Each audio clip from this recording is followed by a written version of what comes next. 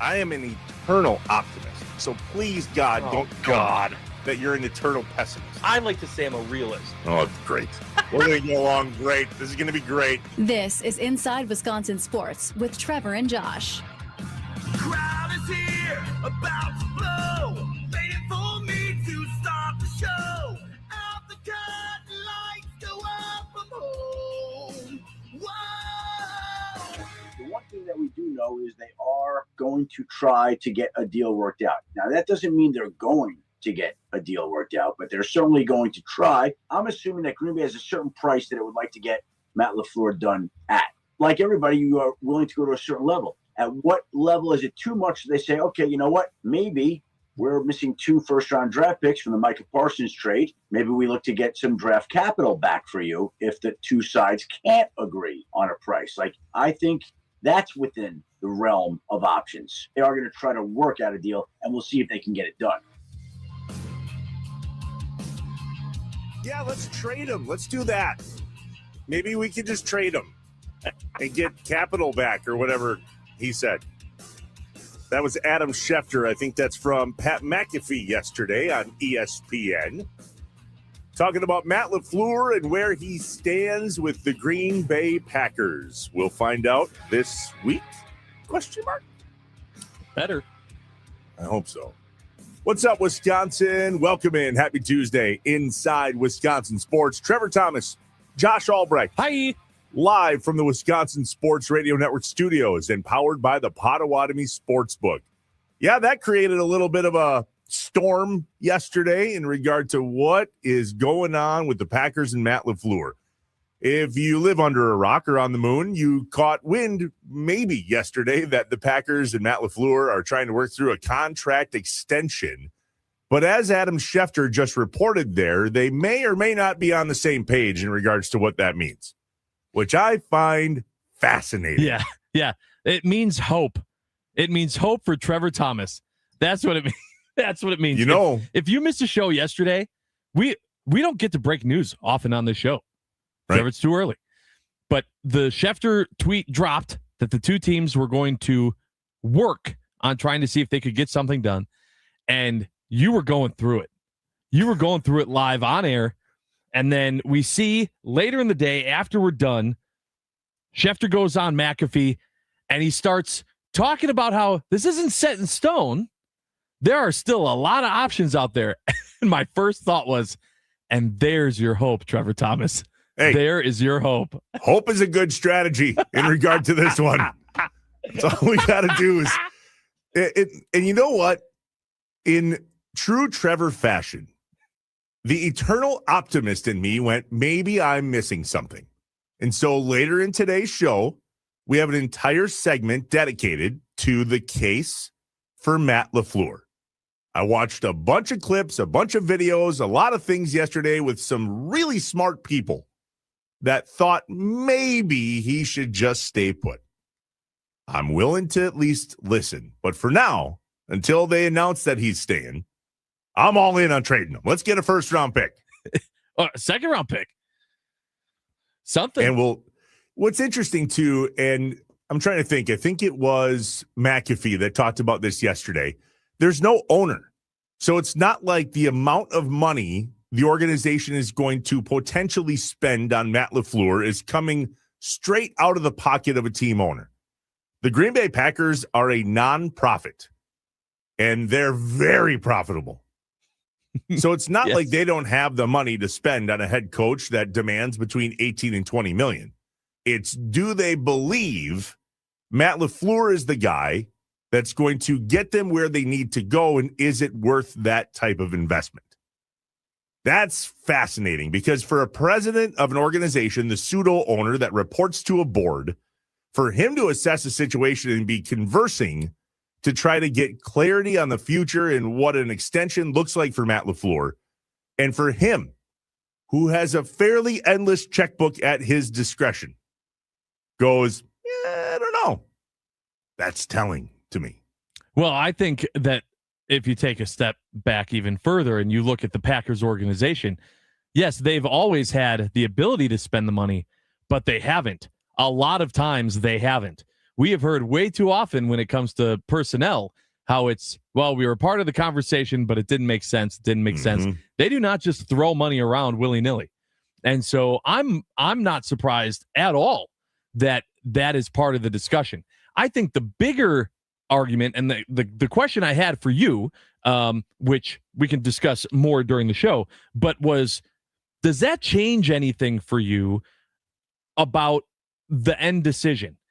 Are you viewing Ed Policy and the Packers organization differently based on the fact that it still needs to be the right price, or the fact that they're even considering it still makes you frustrated with them in general?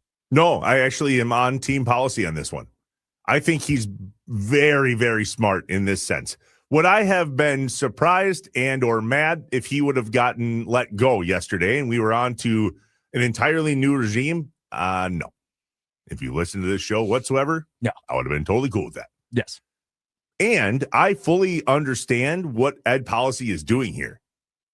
There's a chance that they have a mutual parting of ways because they can't come to an agreement on a contract extension. And it's well reported that Matt LaFleur would be first in line if he were to move on from the Green Bay Packers to whatever team, frankly, he would want to go to. He would be first. We get it. My concern is that it may not work here. Somebody said to me yesterday, you watch, Trev. He's going to come back. They're going to get all their players back, and they're going to win the Super Bowl. And I said, and if you don't think I will completely forget about all the things I said this season, you're wrong. Yep. Yay, Matt LaFleur. Right. You'll get a tattoo. It doesn't. Probably not. If it ends in a championship, all is forgiven. Totally. It's the unlikeliness that actually comes to fruition. Even if he does turn things around, you can't forget how difficult it is to win the whole damn thing. There's that. We saw this guy named Aaron Rodgers play for this team for a long time, ball out, not get it done, not even get there again. It's tough. It's tough to do. That guy, you mean, that ended his career most likely last night against the Houston Texans? Yep, that one? guy. That was the one. Who cannot help himself, by the way, and talk about how people that have these microphones in front of their face that don't know what they're talking about should just shut it off and find a different career. Bro, I don't think you understand what business you're in. This is, to Mike Tomlin's quote, the entertainment industry. You're either entertained or you're not. And if you're not entertained as a fan, we being a fan voice, a voice of the fan sometimes through the Nicolay Law fan talking text line, 414-677-1250. If you don't like what you're hearing, you have choices. That's up to you, bud, but you can't tell anybody, how to fan. That's not okay. There it is. Packers, Brewers, Badgers, Bucks, other. Let's get you caught up on all things Wisconsin sports. At some point today, you have to find 20 minutes and sit down and watch all of Micah Parsons' locker room interview from yesterday. It's unbelievable. It's inspiring. It is absolutely encouraging in regard to what the team looked like this year and what it could potentially look like next year, especially for a guy coming out of an ACL injury. Here is Parsons talking about that ACL and how it's shown him a level of humility he didn't know existed. This injury has put me at the top of humility. And I think for most of my life, I felt invincible, never really sustaining a major injury before. And, I kind of lived my life like that, and I played like that until I wasn't invincible anymore. I don't like that. What? I love that. I don't want him to start getting scared or thinking things. I need him to still be Superman on the field. Oh, that's so funny. Don't change that mentality, bro. It's incredible how you and I can listen to the exact same words and interpret them completely differently. I heard him say, I'm invincible until I wasn't, but that doesn't mean he's not going to be invincible again. I fully expect him to be in the lion without one eye that comes back and goes, you done messed up. Yeah, that's what we need. That's what we need. And there's a lot of people doubting that he can be that. So I'm hoping he uses that as even more fuel. Go and watch that, the straight 20 minutes, the whole thing. The message was incredible. We don't have time to play the entire thing for you. We grabbed a few sound bites that you'll hear throughout the show, but you got to find 20 minutes today. Yeah, the main takeaway, I think, and especially if you're not going to be with us later in the show, but he said he'd love to be back for week 1, more than likely week 3. Yeah, 3 or 4. Did that change anything for you? Did you expect him to be ready for week 1? I kind of did, based on just, what they were talking about and the progress he was making immediately after the surgery and everything else. I thought if anyone's going to be able to get it done and be back for week 1, it'd be Micah Parsons. We talked about that right when the injury happened. We did the math. It was almost 9 months to the day when he would be, quote, cleared. And what he said in that interview in the locker room yesterday was that, could he be ready? Yes. But to your point, Josh, he wants to make sure to take the time so that he can go 110% as soon as he gets on the field without any concern whatsoever. He literally talked about how he goes full tilt. He knows no other way.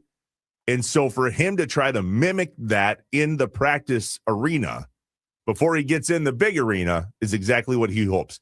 It would make a lot of sense to me if he started on the PUP list next year. 4 weeks. We have the roster spot available. He may or may not be ready, but is that a guy that you want to push it? Probably not. Yeah, well, you're also hoping that this organization is able to find ways to not be so dependent on Micah Parsons, right? We talked when he went down about they had a playbook. They had an idea of how to run this defense without Micah Parsons. Mm-hmm. And then we saw whatever that was, it didn't work. So that's probably one of the biggest factors that this Packers organization needs to look at during the offseason is how do we make a great defense and then put Micah Parsons on top of it? Not how do we build a defense around Micah Parsons? It will certainly help that we have an entire offseason to plan a defense, knowing we have Micah Parsons instead of just literally the week before the regular season. We came dependent on him real quick. Sure did. That showed. According to new Brewers third base coach via the Wisconsin Timber Rattlers Twitter page, Jesus Mate has been turning heads within the Brewers organization. Here is new third base coach Matt Erickson. You can't go through anywhere in Appleton and talk about Timber Rattler baseball without talking about Jesus Mate at the end of last year. I haven't seen a lot of him, to be honest with you, but everybody that I talk to within our organization that has spent some ample time with him is very excited about what he could become at the big league level. And nowadays it's happening quickly. The turn and the want to push these guys, if there's a need, to the next level, guys are getting to the big leagues very quickly. So we got to be ready. Let's go. Do you think that we see him this? I don't think we see him this year still. Maybe. I mean, that's kind of what Matt Erickson was saying was these needs outweigh someone's need to go through the farm system like everybody else did. Yeah, but it wouldn't surprise me if he starts in Biloxi. Sure, that I could see, but there's still something to be said about bringing a guy up too early. I mean, you look at like what they brought up Mizrowski, and then they had him on the lowest pitch count I think I've ever seen for a starter. Every time he went out there, it was essentially you were playing AAA at the major league level. Just to get him acclimated. And we still saw the youth show all season long for Miz. It sucks because I think that this team is primed and could use a Jesus Mate right now. And I think that's just the timing is still a year off. But who knows? Who knows? I would love, man, if he came up and just made an immediate impact, can you imagine? That'd be cool. Well, he's turning heads within the Brewers organization, according to Matt Erickson. So we'll see how that plays out. We have a note out, by the way, to the Wisconsin Timber Rattlers to try to get Matt Erickson to join us here on Inside Wisconsin Sports and talk about all things Brewers hot stove. P.S. Did you see the announcement yesterday? No, the franchise is back. Woo! At the Wisconsin Sports Radio Network. Tim Allen has joined us here at the Wisconsin Sports Radio Network, and starting this week, Tim Allen and Tommy Chonga, also known as Tommy Wirtz, will be hosting Hot Stove Weekly. every Wednesday night from 5 to 7. That duo will also be doing the Potawatomi Sportsbook post-game show after Brewers games this season here on the Wisconsin Sports Radio Network. Tim Allen is the best, and there's no way you're going to convince me otherwise, so don't even try. No, he's great, and we already had someone on the Nicolay Law Fan Talking text line this morning saying, is he going to be joining you guys? Absolutely. Absolutely. We will get you further details on when you can expect to hear the franchise on the show, but I'm telling you right now, Tim Allen will be a part of the show. Absolutely. Sounds like he may even join us tomorrow just to check in and say hello before the first show tomorrow night. Love that. Stay tuned on that. Badgers at Minnesota tonight at 6 p.m. Both teams 3-2 in the Big Ten. And this with Minnesota coming off a loss in overtime to USC. And, of course, the Badgers coming off a huge victory against number 2 Michigan over the weekend. The special assistant to the head coach of the Wisconsin Badgers men's basketball team, Brad Davison, will join us today at 7:30 to talk all things Badger basketball.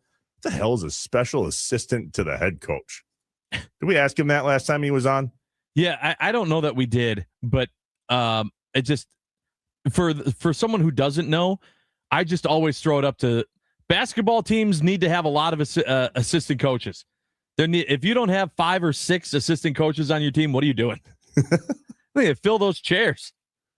The Bucks are at home tonight, back at the Fiserv against the Timberwolves, 7 o'clock. The Bucks are 11-22. The T-Wolves are not. They're 4th in the West, 26-14. We'll see how that shakes out. Green Bay basketball at Cleveland State in the other category. That's on Thursday. We'll chat with head coach Doug Gottlieb tomorrow about their winning streak, 4 in a row for UWGB. He joins us tomorrow morning at 8 a.m. And Coach may or may not be celebrating a big birthday on Thursday. Ooh. We'll see if he can. We can get him to share the number with us tomorrow, but it's a big one. Hey, I wanted to also give a quick shout out to Bart Lundy, by the way. Got his 500th career win. And especially at a program in the Horizon League, program that's had a lot of ups and downs. I don't care what you think of the man. That's a hell of an accomplishment. So congratulations. Amazing. Jay Billis even chimed in and said one of the better coaches he's ever seen. 500 wins for head coach Bart Lundy, UW Milwaukee. He actually got that against Indy, who Green Bay got a victory against when you were here with us on Friday, Josh. So congrats to Coach Lundy as well. We got a little something up our sleeve about the GB at UW Milwaukee game that we're working on behind the scenes. We'll let you know when it comes together, if it comes together. 7:30, Brad Davison. 8 o'clock, Matt Schneidman. A case for Matt LaFleur. And up next, as Wisconsin sports fans, now what? Where do we turn our attention? It's a hell of a question. 414-677-1250, the Nicolay Law Fan Talk and Text Line. We will ask that question next in I Have Questions here on Inside Wisconsin Sports with Trevor and Josh, live and local across the state of Wisconsin on the Wisconsin Sports Radio Network. Those studios powered by the Potawatomi Sportsbook. Good morning, Wisconsin.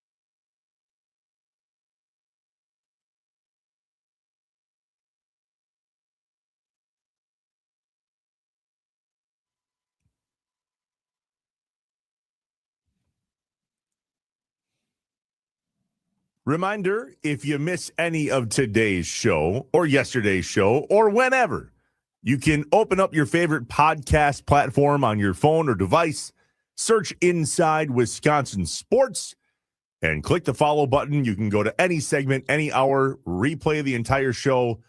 You can join us there if you can't join us here on the Wisconsin Sports Radio Network. Search Inside Wisconsin Sports wherever you listen to your favorite podcast.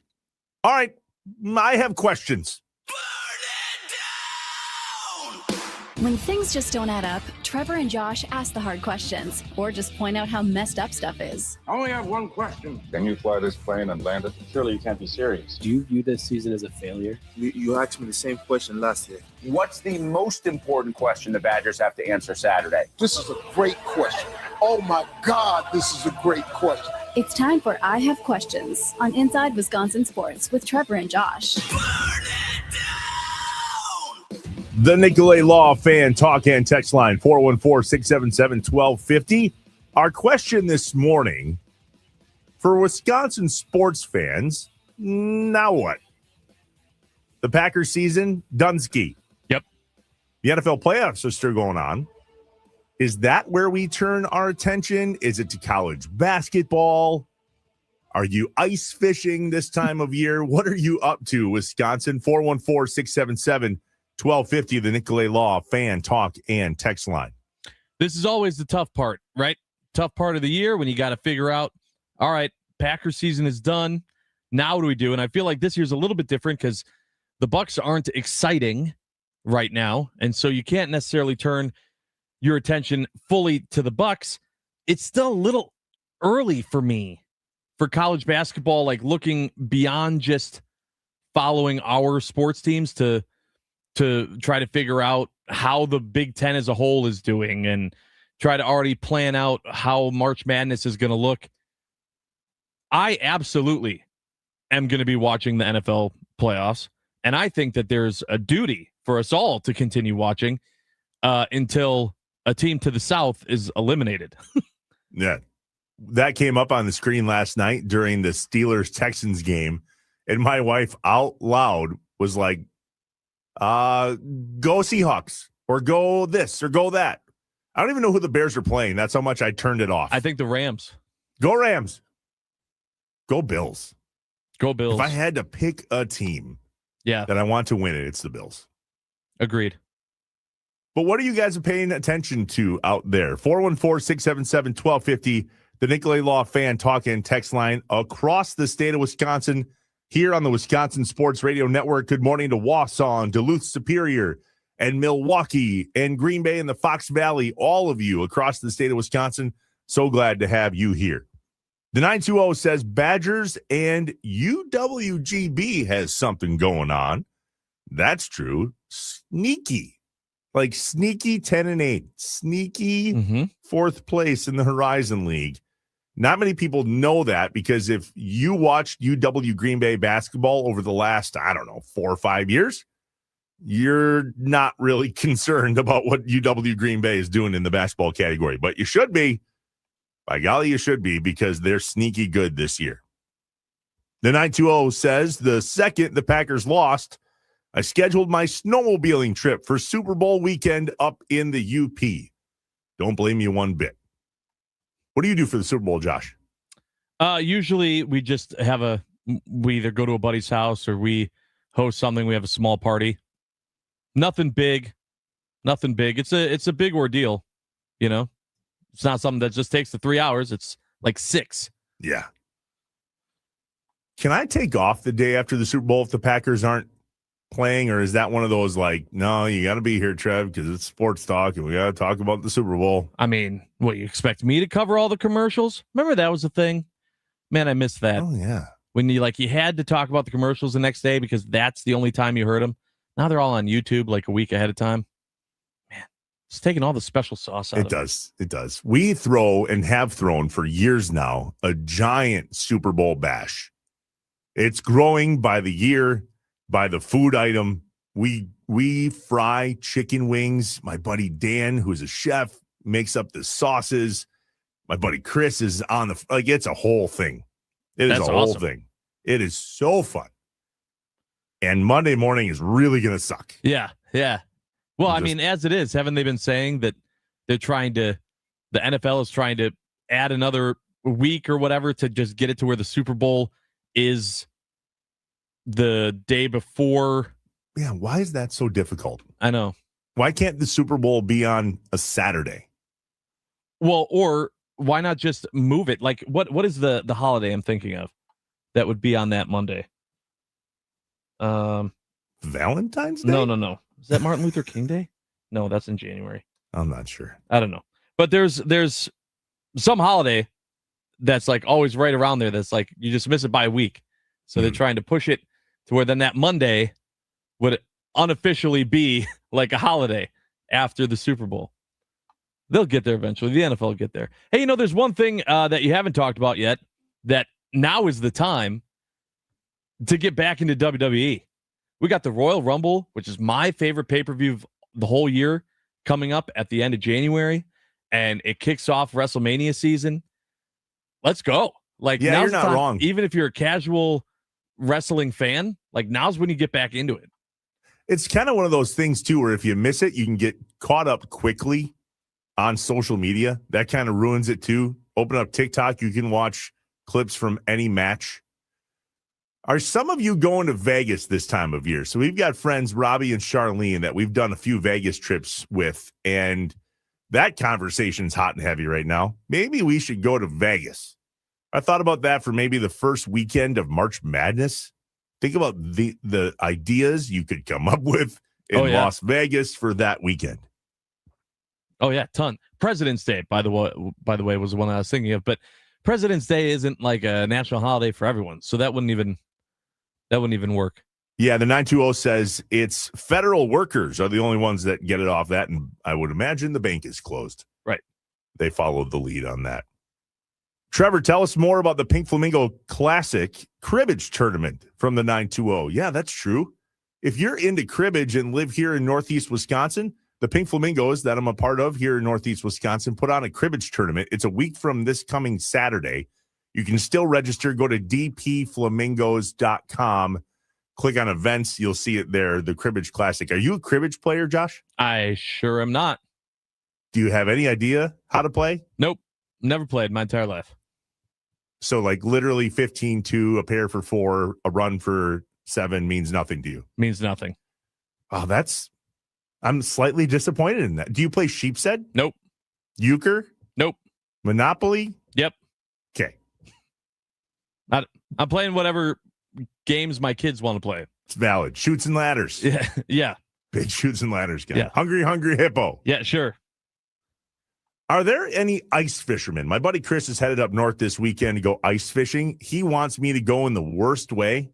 And I'm not for this weekend, but just in general. I'm not. I just, when the ice goes, I'm out. Yeah. I have zero interest in being on floating water. I just don't. It's tough, though, because I feel like that is 100% your scene. Like my brother-in-law is a huge ice fisherman, and it's a party. Like you got like fishing is like 10% of what you're doing when you go ice fishing. That's what he said. It's a tailgate party on the ice. Right.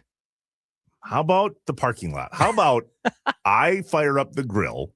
That's another thing. These guys have heaters and shanties, and I was told there would be no math, but 32 degrees is a fairly important number when it comes to ice fishing. Well, then there's but there's a foot of ice and you have nothing to worry about. And I go, yeah, until there's not.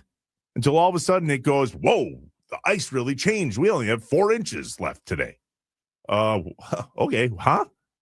How about a boat? Yeah. Just wait until that ice is gone. No, I'm with you on that, but I know that there are a lot of it's a huge culture in Wisconsin, and I completely understand the party aspect of it. It's cold. You're getting out of the house and you're setting up for a whole day of fun. I'm all about that. Kirsten from GB on the Nicolay Law fan talked in text line 414-677-1250. We are asking you, now what? Packer season over. Where do you turn your attention in regard to Wisconsin sports? Remember, Wisconsin sports has lots to offer. not just what we talked about here, Packers, Brewers, Badgers, Bucks, Marquette. They play tonight at the Madison Square Garden. A little bit of a down season for the Golden Eagles at the moment. But is college basketball where you turn your attention? What about Bucks trade talks, Josh? I know that, well, maybe you tune that out now that Giannis is kind of involved with those conversations. Do you follow trade rumors at all? Not really. I just kind of wait for them to happen and then react because to me, it all depends on how the team is actually doing. Right. It's kind of like it's the same with the Brewers, right? If you have an organization that is making trades because they're making a push, well, that's a lot more exciting than they're making trades because it's a down year. And now's when you're sellers, not buyers. Yeah. And so that's obviously where the Bucks are. And it seems like even if Giannis isn't on the trading block, everyone else is, they're sellers. The 920. Love you guys. You are the Mr. Hyde to my Dr. Jekyll in regards to LaFleur. Which one of us? Because I'm pretty sure we're not necessarily on the. Are you Team LaFleur? I am not surprised that he's staying. I don't think I want him to still be here, but I don't think there's a better option out there. I don't think that Harbaugh is the answer. I don't think that anyone that's currently out there is the answer. And so I'm going, okay, well, someone has to coach the team. I guess you keep LaFleur. We're going to talk about that later in the show, about what the answer for the Green Bay Packers at the head coaching position needs to be. I admitted earlier, I had my pity party. I had my day. I had my moment. Yep. It was a great moment. I was like literally on the air. Oh, there's the news. There's the news. Hello, darkness, my old friend. Yeah, that was so funny. I think there's a case to keep Matt LaFleur because I heard other people that are smarter than me say there's a case to keep Matt LaFleur. So I'm not above myself to listen and go, all right, maybe I'm missing something. Aaron Nagler from Cheesehead TV, we'll play that clip for you later in the show. He brought up a great point that I never once thought of in regard to why it would make a lot of sense to keep Matt LaFleur. And he says it's year one in a 3-year window that is this idea of the youngest team coming to maturity that we worked so hard to get here with the guys that are injured. Why would you flip that on its head now?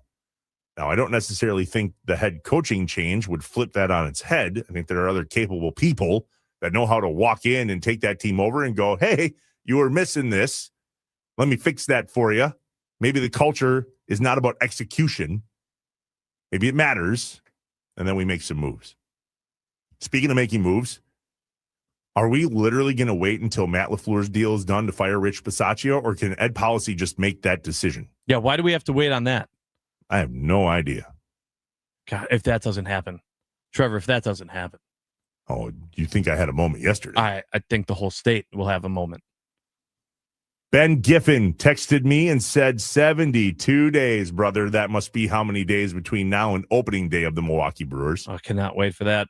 Me and you both. Pitchers and catchers report a month from today, I believe, says the 262.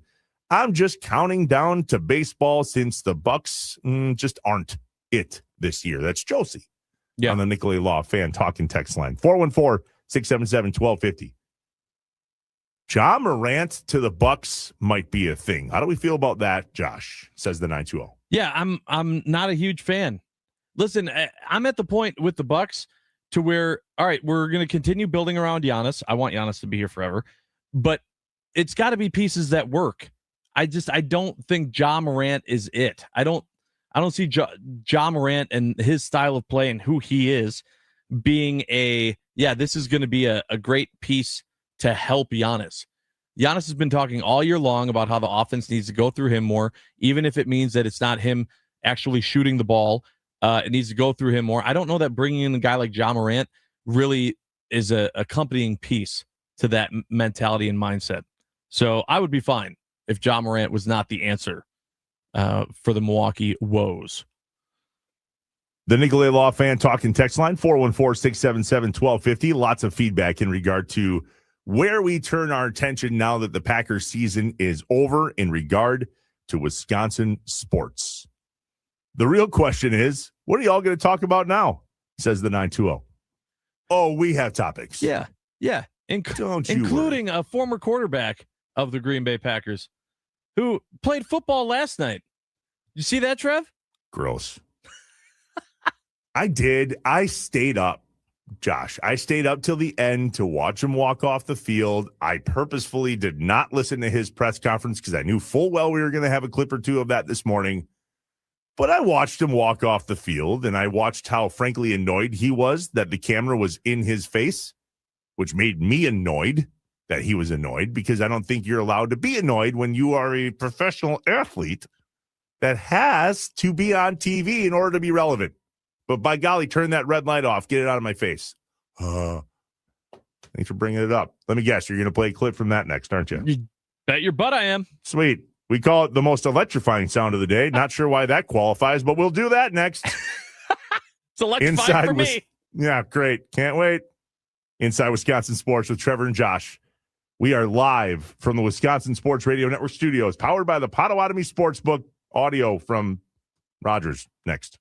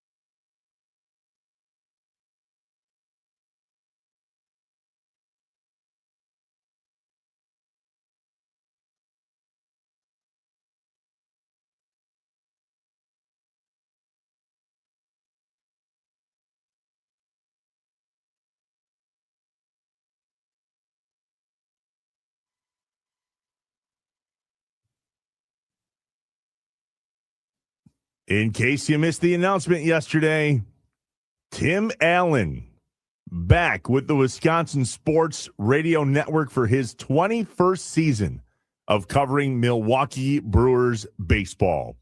Tim Allen, and Tommy Wartz are hosting the Hot Stove Weekly.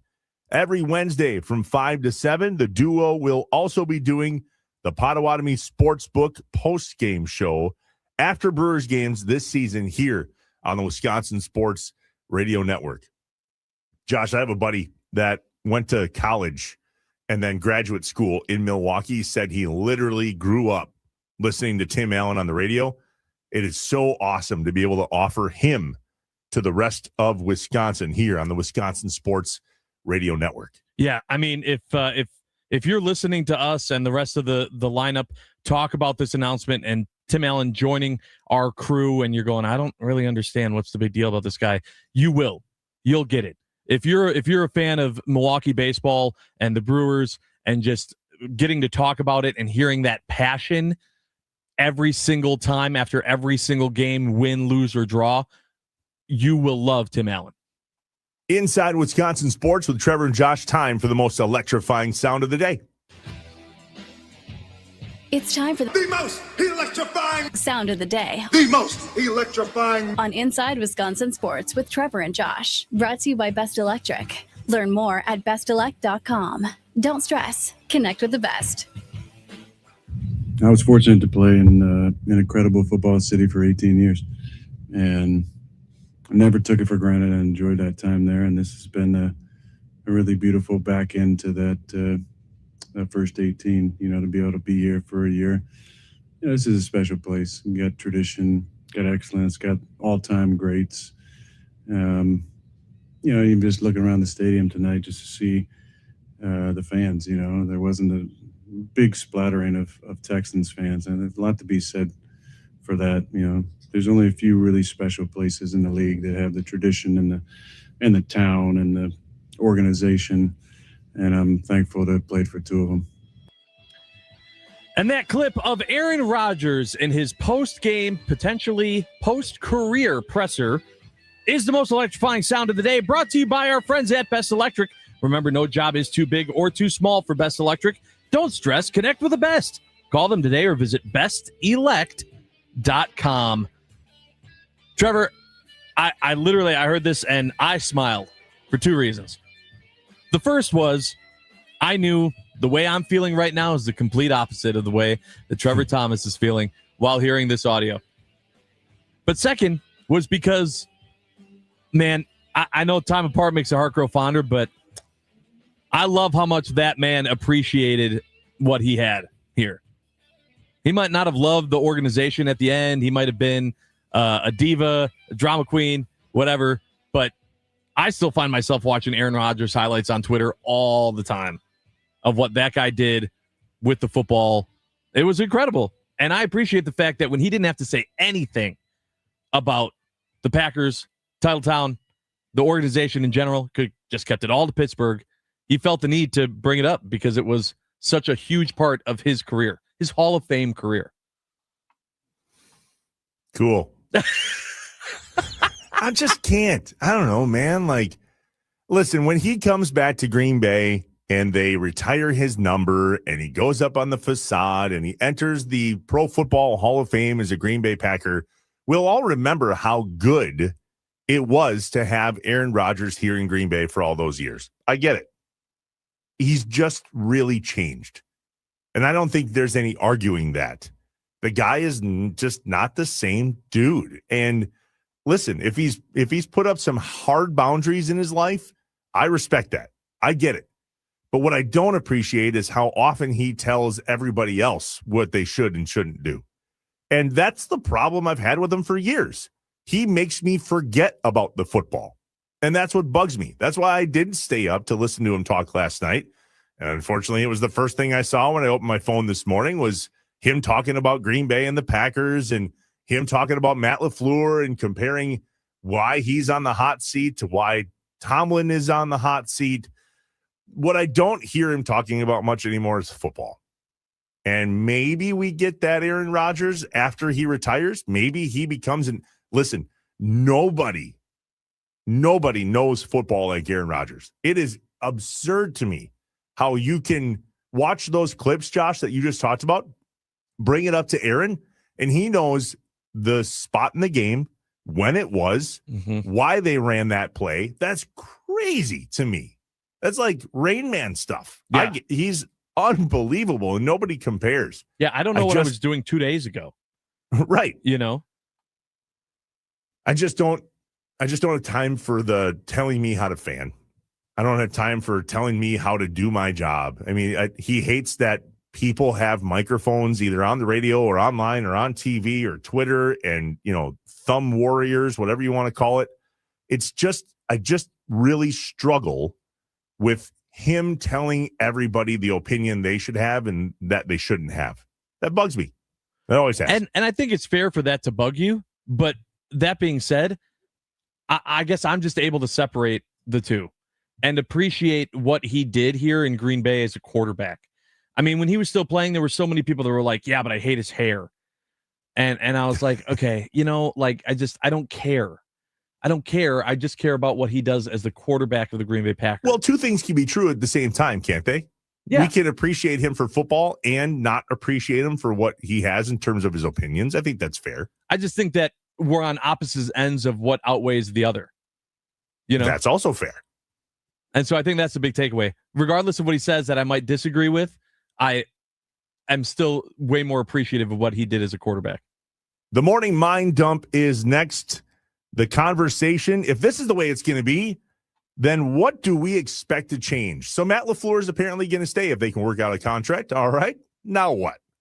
Inside Wisconsin Sports with Trevor and Josh. Stay here. Good morning, Wisconsin.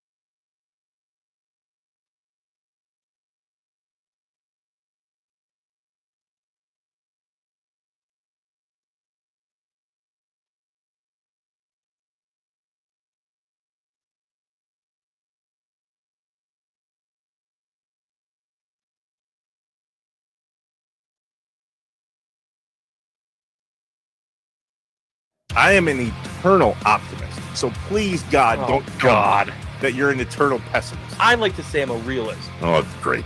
We're going to get along great. This is going to be great. This is Inside Wisconsin Sports with Trevor and Josh. Crowd is here, about to blow, waiting for me to start the show. Out the curtain, lights go up from home. Whoa! The one thing that we do know is they are going to try to get a deal worked out. Now, that doesn't mean they're going to get a deal worked out, but they're certainly going to try. I'm assuming that Green Bay has a certain price that it would like to get Matt LaFleur done at. Like everybody, you are willing to go to a certain level. At what level is it too much? They say, okay, you know what? Maybe we're missing 2 first-round draft picks from the Michael Parsons trade. Maybe we look to get some draft capital back for you if the two sides can't agree on a price. Like, I think that's within the realm of options. They are going to try to work out a deal, and we'll see if they can get it done. We shall see, and hopefully we see sometime soon on whether the Green Bay Packers and Matt LaFleur can get a deal done to extend his contract. That courtesy of Adam Schefter on the Pat McAfee Show on ESPN yesterday. What's up, Wisconsin? Welcome in Inside Wisconsin Sports. Trevor Thomas, Josh Albrecht. Hi. Live from the Wisconsin Sports Radio Network studios, powered by the Potawatomi Sportsbook. Live on YouTube and Twitter, too, by the way. Join us there if you so choose. Follow us on Twitter at OnAirJosh, at Trevor Thomas IW, at WI Sports Radio, and at Inside Wis Sports. That seems to be where all the news is on the Twitter. If you're looking for breaking news anyway, we caught it within seconds yesterday. Adam Schefter tweeting out that the Packers are working to extend Matt LaFleur, but both sides need some clarity in regard to how things move forward. And you heard it there that it's not above us potentially to go, well, it doesn't work. So, hey, Oakland, want to do a trade? Maybe that's the way it goes. We'll see. The morning mind dump is upon us. The Nicolay Law fan talking text line, 414-677-1250. What do you got to get off your chest and out of your head as you start your day? And the comments and questions and thoughts and concerns around Matt LaFleur have us in a position where we go, all right, if this is going to stay the same, then what are the 3 things that need to change? Time for the morning mind dump. I hear voices in my head, they counsel me, they understand, they talk to me. The coffee is kicked in. We're awake and ready to roll. Let's get some things off our chest and out of our heads.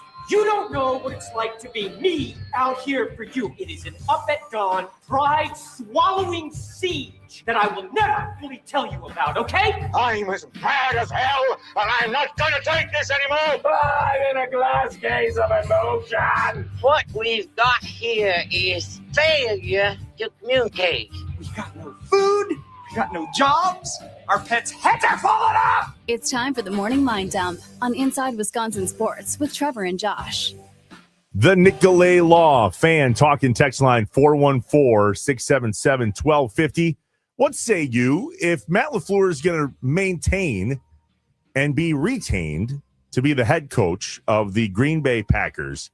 What has to change? The 920 says, I think if he's the coach, he has his work cut out for him to get back the fan base he lost over the last couple of years.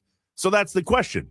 What does he have to do to win us back? To start the conversation, Josh, let's go to the phones. Yeah, so this is Andy in Grafton joining us on the Nicolay Law fan talk and text line. Andy, what's up, man? What do you think Matt LaFleur needs to do in order for us to go, all right, that was a good idea? I got a question, though, for you. Adam Schefter works for the same network that's been reporting that Giannis is going to be traded for the last 4 years, right? Valid point. So, like, Valid point. there is a level of, like, well, can I actually believe the reporting that comes out of ESPN? Because I didn't hear anybody else say that. So that's a good point, man. This could be Adam Schefter and ESPN stirring up a conversation because seems like that's what they like to do. They've become less of factual and more of opinion-based network. So But Matt LaFleur, I was saying yesterday, I don't know how you could look at this season and the last game especially and come up with a reason to reward Matt LaFleur with an extension. If you want to say that none of what happened this year or that game is a fireable offense, I think I could get on board with that to a certain extent. But I don't know how you look at that and say, we're okay with this for the next 4 years. I don't know how you do that. Thanks for the call, Andy. Appreciate it. Andy, thanks for the call. That's a great point about ESPN, right? Why do we believe Adam Schefter and yet look at Shams and go, dude, give it up? Yeah. No, it's a good point. It's a fair point. I think that you still have to kind of judge the individual too and their body of work. And also, right, Ian Rappaport had something before the game, so it's not like Schefter just had this out of nowhere. But to Andy's point, until it's actually decided, even if that was what was reported, you still don't know. Like Ed Policy, Matt LaFleur, either side could change your mind, and that changes the whole narrative. Until they're reporting that a deal is actually done, it's all hearsay. And what Andy had to say was that he doesn't think anything's going to change.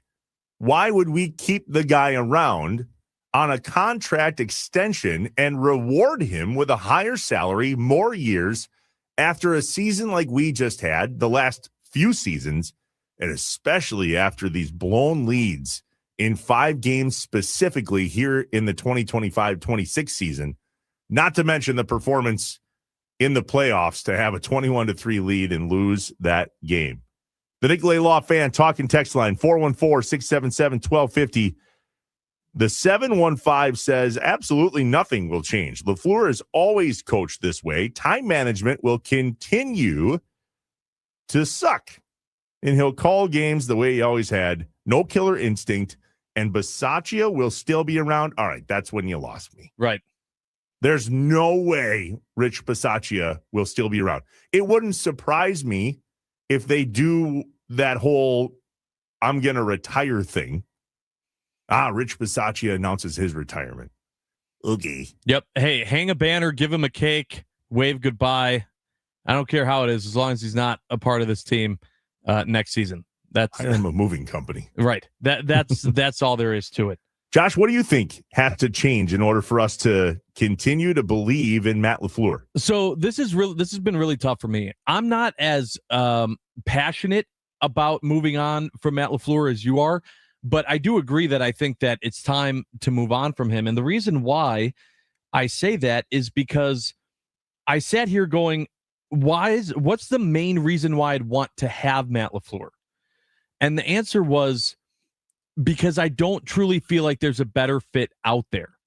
Of the people that are being discussed, Andy Herman brought up a whole list of potential head coaches that are going to be available for all teams.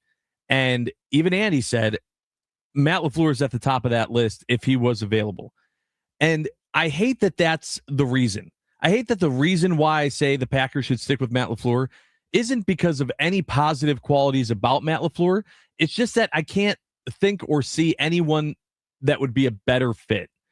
And that I don't think it makes sense to disrupt everything that much to just go get a guy that's either a lateral move or potentially worse than what Matt LaFleur is. So based on the question, what are the top 3 things that you think need to change? So I think he just needs the talking needs to become actions. I'm so sick of him saying we got to be better. These guys got to be better. We got to coach them to be better. It's time to stop saying it and start showing it. I want Matt LaFleur to go out at a presser, even if they lose, and say, well, I said all last season that we had to be better at this, and we have been. When has he ever said that? In his tenure in Green Bay, when has he ever brought receipts for himself or the team and said, remember when I said this? We got better at it. Right? It's kind of like a politician. It's like, you said you were going to do this. You didn't do it. Matt, you said that you guys were going to do this. You haven't done it. I don't want to hear any more excuses of even generic statements of the most obvious things. Yeah, you got to get better at X. You got to get better at, having this team disciplined. Stop saying you have to and do it. if we don't actually see actionable change from these mental mistakes, and it's more of the same at the podium from Matt LaFleur, I don't know that I can take that. I got to start seeing actual change based on what he says he's been working on changing for God knows how long. For me, it's more about belief systems. There's three things that we didn't see this year from Matt LaFleur's Green Bay Packers that I think, if he's going to stay, has to change. The first one is discipline. The penalties this year, although not grand in terms of amount, they were tied for 18th most in the NFL by count this year with 105 penalties. But the timing seemed terrible. And that has to do with discipline, specifically pre-snap penalties. There were 22 false starts by the Green Bay Packers this year. Matt LaFleur talked about how you have to mentally be dialed in and can't have any lapses. And unfortunately, his team had a lot of lapses this year. And I think that starts and ends with the direction, the leadership, and the overall process the head coach puts into place. That's one. Two, intensity. The effort has to change. We're talking about Rashawn Gary and how lack of intensity he brings to the football field. There's some guys that do, but overall, there certainly seems to be a lack of intensity. Actually, Micah Parsons talked about this yesterday in his end of season interview / presser in the locker room. Here's what he had to say on being the leader of effort moving forward. As players, we got to push ourselves more in the offseason. That 98 days before we're back together, push yourself harder. Start running, start working out, push yourself, have someone challenge you every day. So that way when you come to, OTAs, you're ready. Once that's done and you come to training camp, you're even more ready. Like, those are things that we can control. Our effort, our conditioning, just things like that. Like, and, I'm going to be, one of the leaders when it comes to that. Micah Parsons choosing to be the leader when it comes to effort and intensity.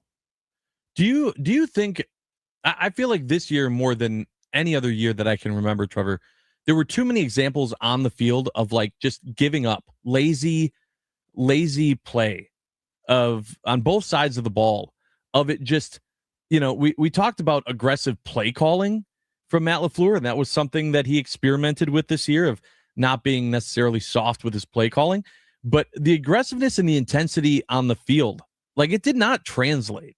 You didn't see that intensity from the players, of them just flying all over the field on every single play, hard hits, running nonstop until the whistle blew. Like, I mean, we can point out specific examples. Rashawn Gary had one, Nixon had one, and I understand we're talking about some of those guys being gone, but how does that not be a factor that needs to change with this team? And I don't know necessarily that I believe that Matt LaFleur can be the guy to do it. We talk about you'd run through a wall for the guy. Did you see any player on this Packers team give a run through the wall effort for Matt LaFleur? Micah Parsons and Tucker Kraft, those are the two guys that were the most vocal about that yesterday in the locker room. Evan Williams talked a little bit too about how we just need to get after ourselves. A lot of players looked in the mirror yesterday, which I think I was fairly pleased to see and hear, that indeed they're having some self-reflection in regards to what needs to be different next year in terms of their intensity and effort. Kurt on the Nicolay Law Fan Talk and Text line, 414-677-1250, says Matt LaFleur needs to get some dog in him, but I'm not sure he has that. And I'm not sure either. I agree. That's what I'm saying. I think the problem is, I think you need to have someone leading this team that gets these guys fired up, a little feisty. They're not playing soft. I'm not saying that you got to be a Ben Johnson type guy, but maybe something a little more than what Matt has been so far in his career. I don't think that can change at this point, though. Well, the last piece for me, to your point, Josh, is don't talk the talk, walk the walk. Matt LaFleur talked about composure a lot this season, and sometimes called the lack of culture a lack of execution. I don't know if I believe that, especially when it came down to Matt LaFleur doing his job. This is him talking in the press conference leading up to the game against the Bears in the playoffs about how important it was for the players to do their job. You got to just do your job and focus on your job. And we know this. Like anytime you're playing a really good football team, whether it's in the playoffs or in the regular season, every play is so critical. So you can't have lapses, whether it's intensity, whether it's mental lapses. They just can't happen because every play is so valuable, so critical. There's no wasted plays. And then I think ultimately what it comes down to is your ability to execute. And I would say this, that in the biggest of games, your best players have to play their best. And so too does the coach have to coach his best. And if the coach can't get the players to play their best on every single down, have the intensity, the effort, the discipline, the composure, and execute correctly, then I think maybe it starts with him. And I also think maybe he needs to look in the mirror, because we would all agree that Matt LaFleur didn't exactly execute and keep his composure at a number of different instances within the season, especially in that game in the playoffs against the Bears. Okay. The Nicolay Law fan talking text line. Josh, who do we got? The caller actually just hung up, but I wanted to ask you, based on your three points, you brought up three really good points here. What is the number one that you think needs to change? If you could only get one, the genie's not giving you three wishes, he's giving you just one. What's the number one wish you have for a change in Matt LaFleur? Discipline. I think discipline leads to intensity, leads to keeping your composure. The idea of them being loose in execution comes down to discipline. Often, Matt LaFleur talked about execution and the lack of execution. He was even asked in his end-of-season press conference if there was an opportunity to improve the culture with the Green Bay Packers.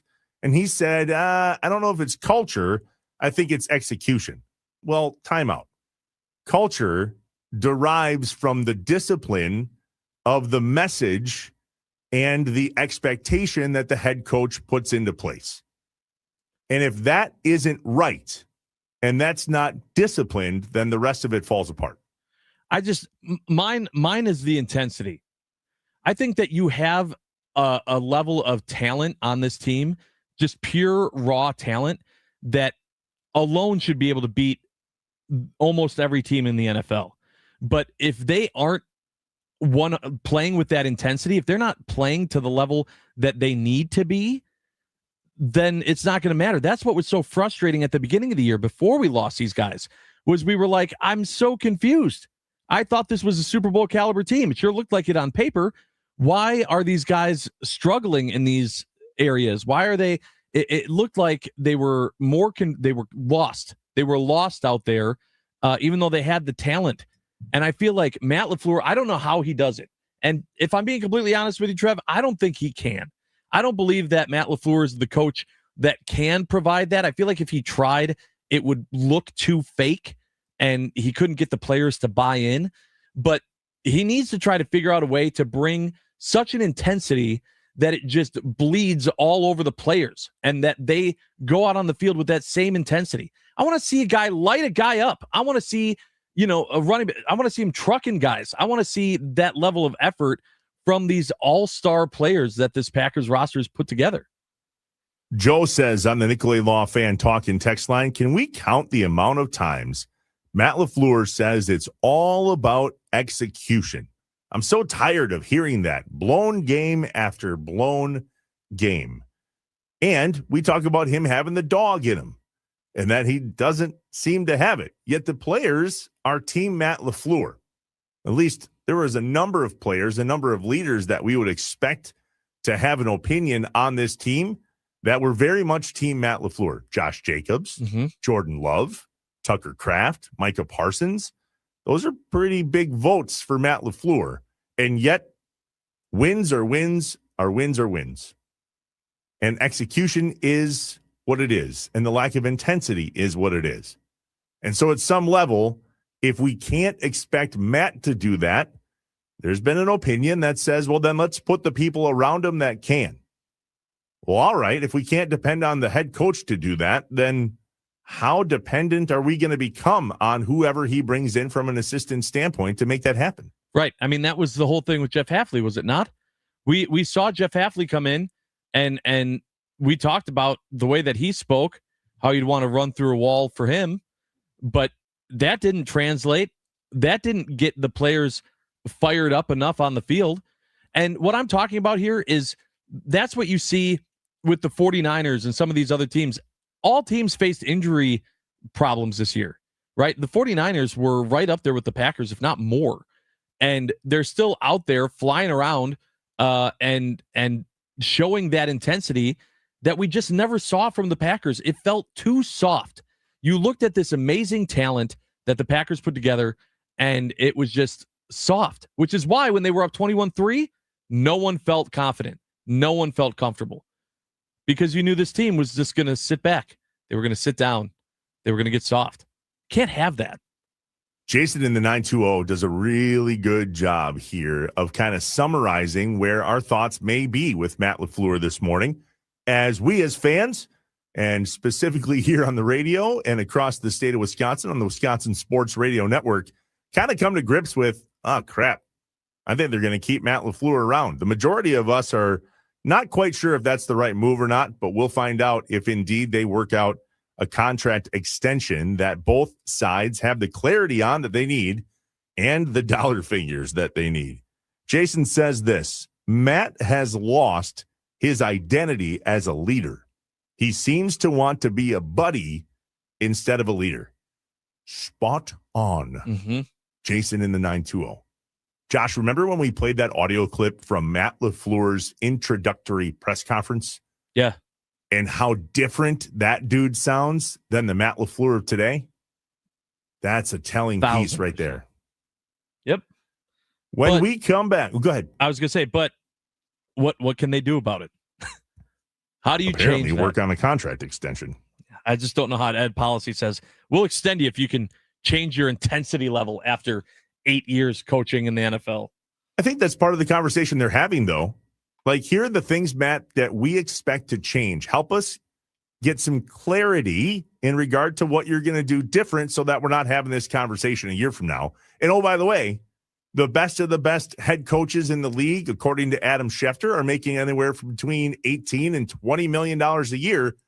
And although Matt LaFleur might be at the top of the pecking order if he doesn't get a contract worked out to become the next coach of whoever he wants to be, it certainly doesn't mean that we should pay him $18 to $20 million per year here in Green Bay, because the proof is in the pudding, bud.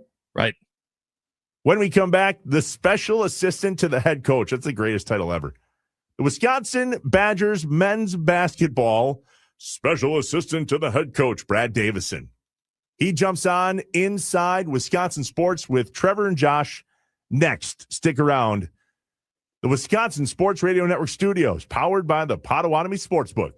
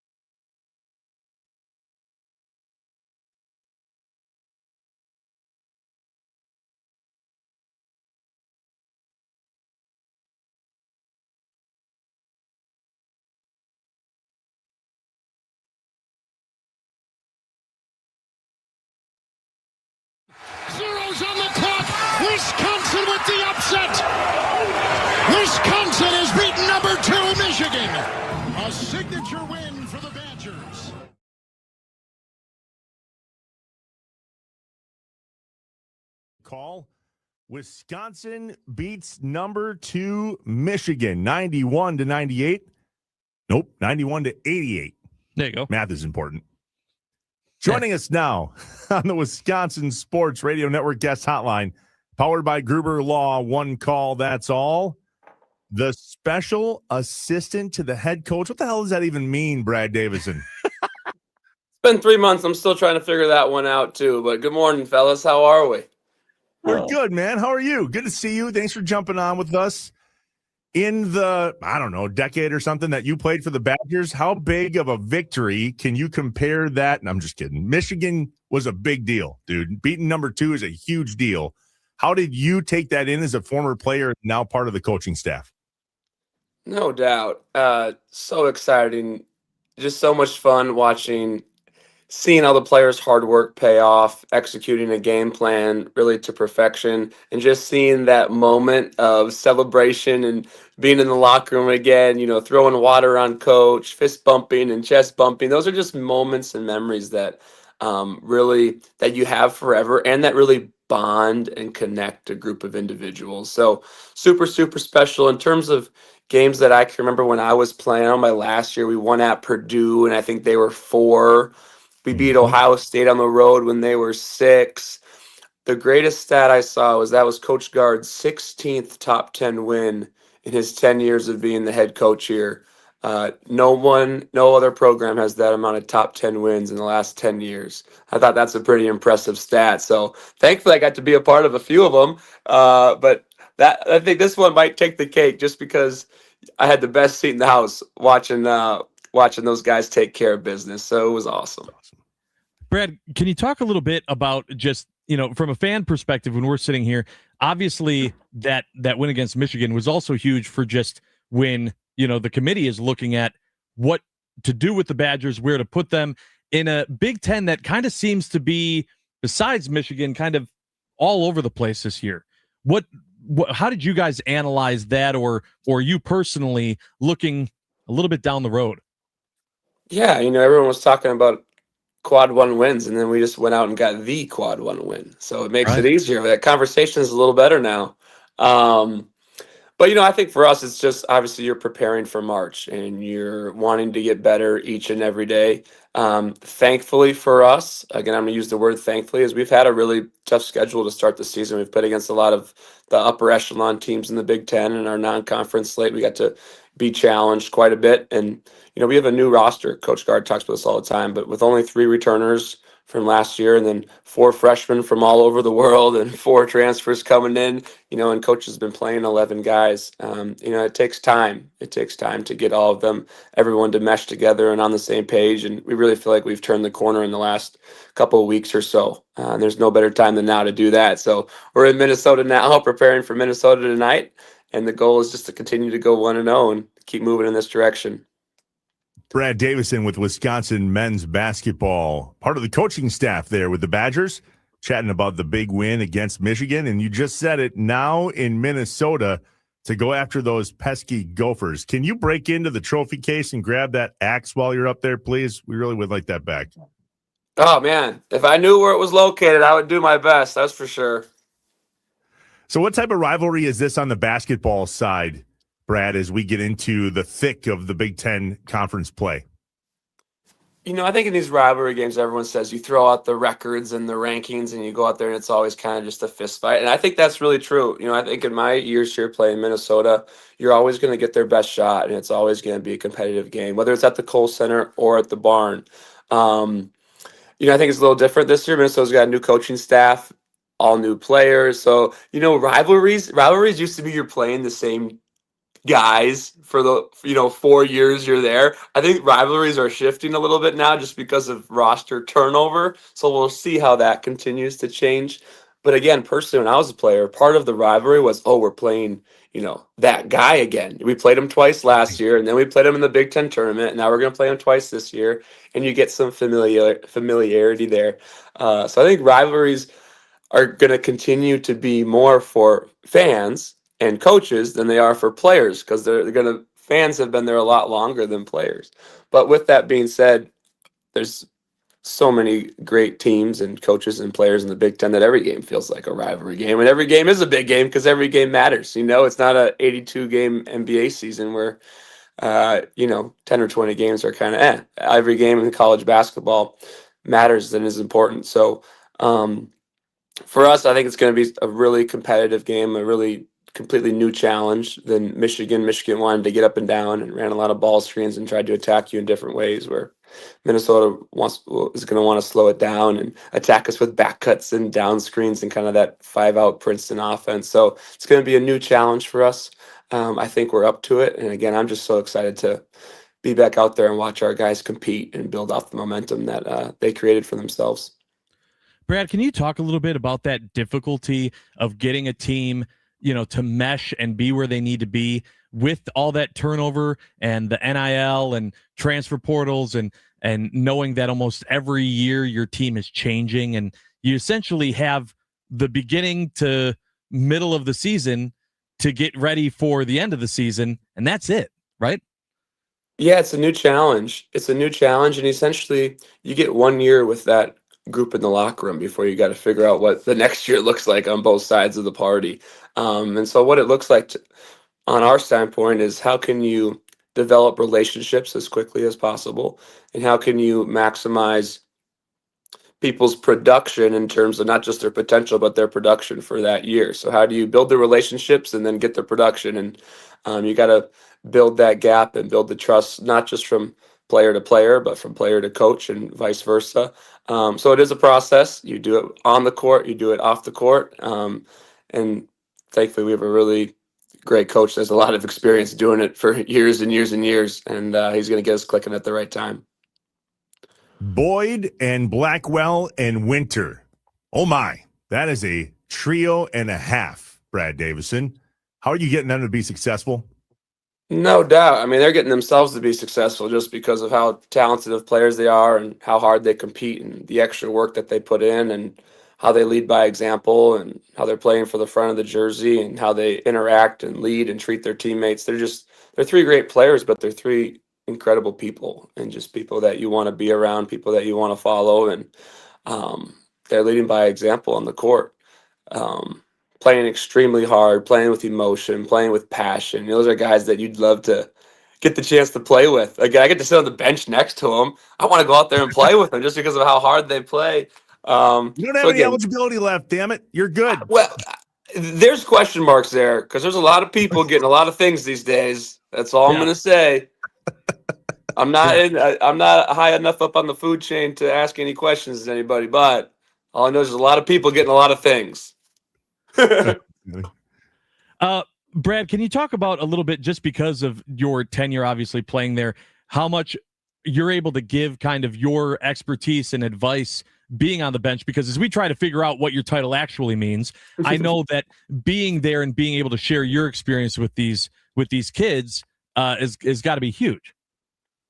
Yeah, again, I'm trying to add value any way I can. I think the reality is I've succeeded in ways that a lot of these guys want to succeed, and I've failed in in more ways than they've failed. So when you have the highs and the lows that come with a 5 or a 10-year career, as you guys say, it gives you a lot of opportunity to relate. And you know what? If you're willing to share your experience and share your feelings and share the lessons that you've learned, I believe that those can be really valuable. And so I try to be as connected as I can to the players and have that relationship and build that trust where not only can they come to me when they have questions or are feeling different things, but also I can just go to them about things that I see and things that they can maybe expect in the future, things that could become better. So again, I think it gives me a really unique opportunity where, yes, I'm on the coaching staff, but also I'm literally not very far removed from playing basketball.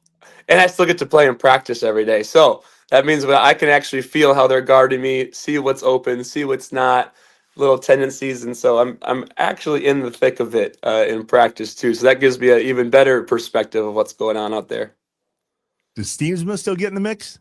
Oh, yeah, he's been getting in the mix. Krabenov's starting to get in the mix a little bit. I think I've been a good influence on them because they see me out there huffing and puffing and out of breath, getting a workout in, playing against guys who are like, man, I probably should be doing that too. Like, That's not a bad thing to be doing. So now they wear their basketball shoes up there, and every once in a while we sub them in on scout team to go up and down a couple times, and then get them a quick sub. That's awesome. Brad Davison, Wisconsin Badgers men's basketball coaching staff member. A few more here before we let you go, bud. I don't know what else to say. Calling you the special assistant to the head coach just sounds, I don't know, sounds kind of like, what is that? If you don't know what it means, we don't know what it means. So let's just say coaching staff. How about that? Coaching staff, that works for me. Looking to help in special ways. You're a Minnesota boy, man. Why'd you choose Wisconsin? When I was growing up, I grew up with season tickets to the Gophers. So through my dad's company, we had tickets behind the Gophers bench, and we went to a lot of Gophers games, which means we watched a lot of Big Ten basketball.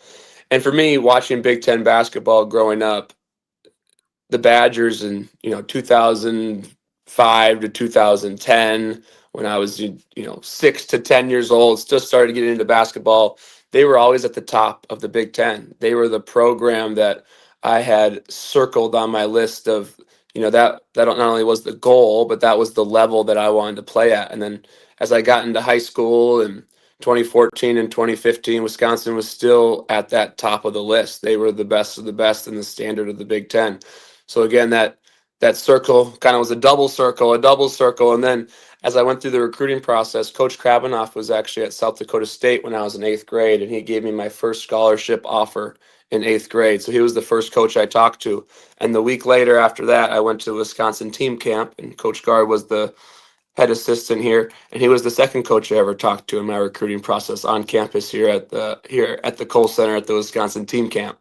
So then I was a junior when Coach Gard became the head coach here, and Coach Crab, when he hired Coach Crab as an assistant, that double circle on Wisconsin kind of became just a big highlighter mark for me of, that's the standard and the level, the location, and the people that I want to do this with. So then going off of that, I had my Wisconsin offer and quite a few other high major offers and Big Ten offers, and Minnesota offered me about 2 days before I committed to Wisconsin, and I think they were my 8th Big Ten offer. So didn't necessarily have a chance to go to Minnesota, you could say, but thankful for where I ended up, and again, Badger for life now. Love it. Brad, the last one that I had for you was just thinking about everything that's been going on the football side of things at the UW, and not necessarily been in the most positive light. Does that bleed into any pressure from just UW Badger fans in general to have the basketball team succeed? Kind of the way that on a professional level, now that the Packers are out, we're already looking, all right, who can I grasp at for success in the professional sports in the state? Do you guys feel that at all within the university? I learned a long time ago playing that if you allow yourself to ride the emotional fan roller coaster of highs and lows while you're inside the program, you're doing yourself a disservice. I think the goal for us is to always operate like this and to focus on ourselves and do the best that we can and hold ourselves to our standard, not get too high and too low. Obviously, as a university, you want to see everyone be successful, and from our vantage point, we are so locked in. And I know there's a lot of Packers fans in our building too that are now really locked in on basketball. You guys know I'm not a Packers fan, so I'm keeping my hands. I'm not going to say anything there. My wife is a big Packers fan. My whole family is a big Packers fan, so I always bite my lip. So I'm good at this. I'm really good at this. But for us, we are so locked in on us and how we can get the most out of the team that we have, how we can build the strongest relationships with the people in our building, how we can represent the University of Wisconsin in a way that everyone can be proud of, with the product that we put on the floor, with the way we improve, with the way that we get better from game 1 to game 30 as we prepare for March Madness, and just doing things our way, doing things the way that Wisconsin basketball has done for the last 20 to 25 years to put us in the upper echelon of programs in the country, which is where we belong to be. So for us, again, we don't look to the outside too much. We always look inward and just hold ourselves to the standard and tradition and cultures of the program that and Coach Guard's been building and built over the last few years because it's what makes this place special, and it's what brings people like me back because of the people and because of the tradition and the culture and the standard that we have. So we just focus on what we can control and the standard we have inside our building. We will have you back, bud. We appreciate you coming on Inside Wisconsin Sports with Trevor and Josh on the Wisconsin Sports Radio Network guest hotline powered by Gruber Law. One call, that's all. Go Bucky, buddy. I'm Wisconsin. We'll talk to you soon. You got it. Appreciate you guys. Thanks, Talk man. soon.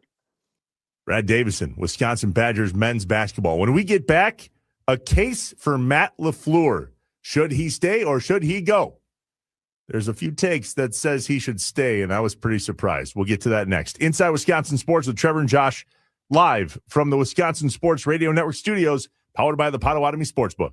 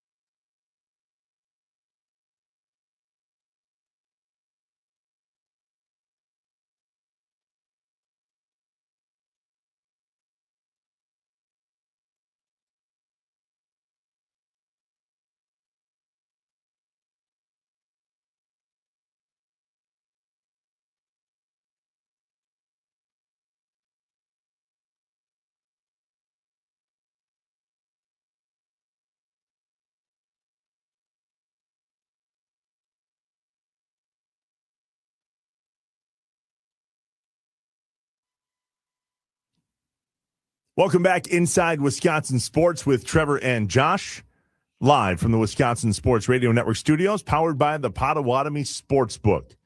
Many a person on the internet yesterday made a case on why the Packers shouldn't move on from Matt LaFleur. Here's an interesting one from our guy Aaron Nagler at Cheesehead TV. I just think you let Matt LaFleur finish the job with this squad. They trade Rodgers and rip the Band-Aid off, jettison all the veteran talent, and go super young. I don't think people appreciate what that means as far as having to build up a roster and essentially babysit them as they grow in the NFL all together. Usually, you have a smattering of young guys with veterans in the mix, and they help mentor, bring them along. Matt and his staff have had to do this in a very extreme way. It is, again, not very usual in the NFL. This is a 3-year window. Well, they're 1 year into that window, and you're going to start over? That doesn't make much sense to me. Interesting take, Josh. Yeah. Yeah, I mean, I'm not surprised to hear that from Aaron Nagler because a lot of times he's better than I am at being a fan and also making sense.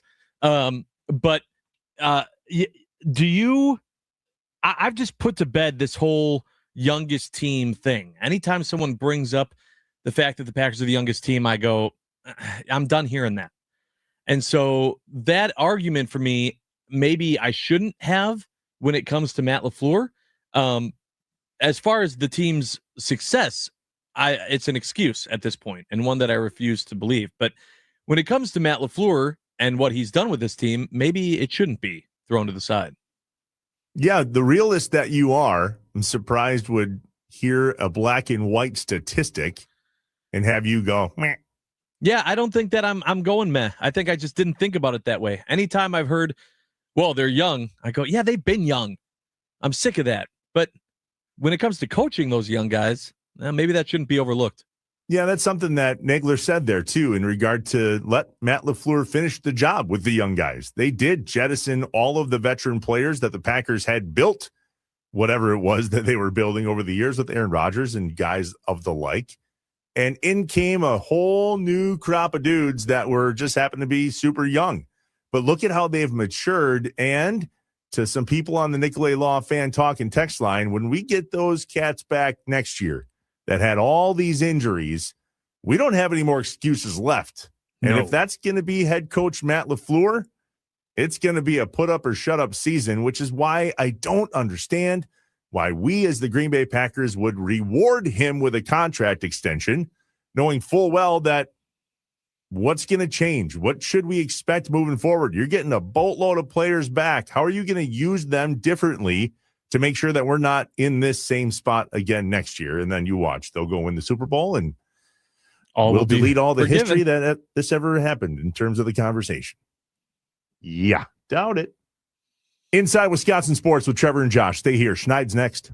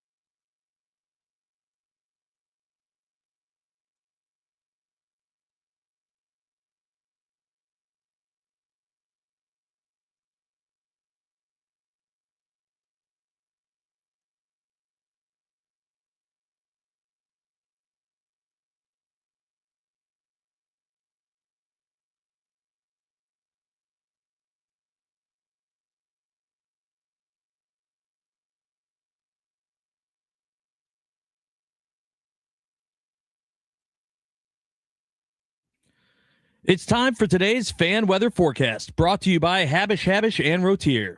It's going to be a windy day here in Milwaukee with a high of 48 degrees. It's currently 36 degrees, and this has been your Habish and Rotier fan weather forecast.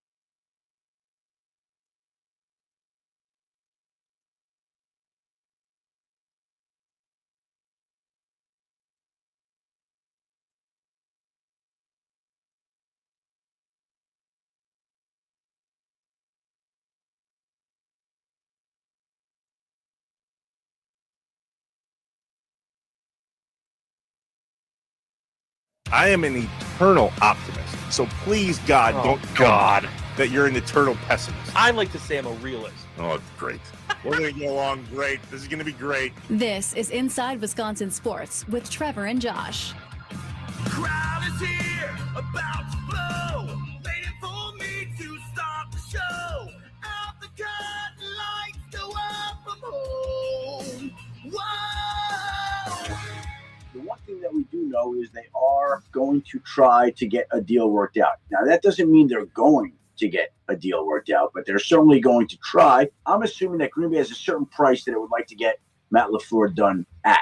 Like everybody, you are willing to go to a certain level. At what level is it too much? They say, okay, you know what? Maybe we're missing 2 first-round draft picks from the Micah Parsons trade. Maybe we look to get some draft capital back for you if the two sides can't agree on a price. Like, I think that's within the realm of options. They are going to try to work out a deal, and we'll see if they can get it done. We shall see if the Packers and Matt LaFleur can get on the same page, contractually speaking and coaching speaking, and play on the field and intensity and execution and all the buzzwords. Adam Schefter on the Pat McAfee Show on ESPN yesterday, giving us the latest and the greatest. Inside Wisconsin Sports, Trevor Thomas, Josh Albrecht. Hi. Live from the Wisconsin Sports Radio Network studios, powered by the Potawatomi Sportsbook. Joining us now on the Wisconsin Sports Radio Network guest hotline, powered by Gruber Law. One call, that's all. Beat writer for The Athletic and co-host of the Tundra podcast, our guy, Matt Schneidman, to help break down whatever that was and whatever will be. Schneid, thanks for coming back on the show, man. We appreciate it. How you guys doing? Oh, you know. Fantastic, Matt. Never better. Oh, you know. So maybe break down the coaching thing first, and then we'll get to the game and all the things thereafter. But what's all of this stuff with working through a contract extension, yet not some people thinking that's not the reward that we want to give them? Do we believe Adam Schefter? What do you know, Schneid? Yeah, I just think from the reports that are out there, it seems that both sides want to make something happen or are trying to, but there's not much more of substance beyond that. Just because two sides want to make something happen, as Schefter said there in that clip, it doesn't mean something's going to happen. I think there are a number of different possibilities here. They could reach an extension. That could be the resolution of this. They could also not be able to come to terms, and the resolution could be a mutual parting of ways or a trade even. Could it be something, and I'm just playing devil's advocate here, could it be something where the Packers want to, quote unquote, want to reach an extension, but they're giving LaFleur an offer they know he wouldn't accept. And it's their way of saying, hey, we don't want you back, but this will make it look better. It'll make it look like we tried to keep you. I don't know. I think Ed Policy is operating without any of us really knowing how he operates, because this is his first time doing this. And I'm intrigued to see how it ends, and I'm kind of waiting, and it's why I'm going to be waking up early every day. And, I texted LaFleur last night before John and I recorded our podcast, asking if he wanted to come on and tell us exactly the dollar amounts each side were at. He did not respond to me, so I'm trying. But right now, I think we're still all kind of in a gray area. So can't say you didn't try. I appreciate that, man. Can you tell us a little bit? I'm just when I'm hearing this news, and this news came out that they're trying to make something work. Do you see this in any way just painting the organization in a negative light to the fan base on not necessarily if they get a deal done, but even the fact that they're saying they're trying when the fan base just saw this team take another heartbreaking loss as a 7 seed, which has been where they've lived in the playoffs the last few years. Do you think that maybe that just sends a different message to the fan base when the fan base might have been going, why are you even trying to extend him? We need a change. I mean this with all due respect to all the fans. I love Packer fans. I'm not sure Ed Policy cares all that much about what the fans think. And he probably does. He cares about the fans. I should say that. But when Ed talked to us over the summer about taking over this job, he hadn't officially taken over yet. We sat down with him in a suite inside Lambeau Field, just the local beat writers. And he said the thing he learned most from his father, Carmen Policy, who ran the 49ers back in the day, celebrated Super Bowls. He said, I remember my dad popping champagne, celebrating Super Bowls. But he said the thing he learned most from his father was how to manage tough decisions. And one of those was trading Joe Montana. And he said he remembers his dad getting hate mail and fans criticizing his dad and laying into him. And he said what his dad taught him was to stand in the pocket and make the decision that you think is best for the organization in the long term. So he said, my job is to tune out whatever other people think and make the decision that I think is best for the Green Bay Packers. And that's not just Ed's input. He'll take input of probably players, of other coaches. Maybe he'll gauge the pulse of the fan base. But with all due respect to them, I think that's at the bottom of the totem pole right now when it comes to making a decision on Matt LaFleur. And then he would just hope that it works out in the long run. But I can certainly understand why fans don't appreciate kind of the developments that have come out since the game.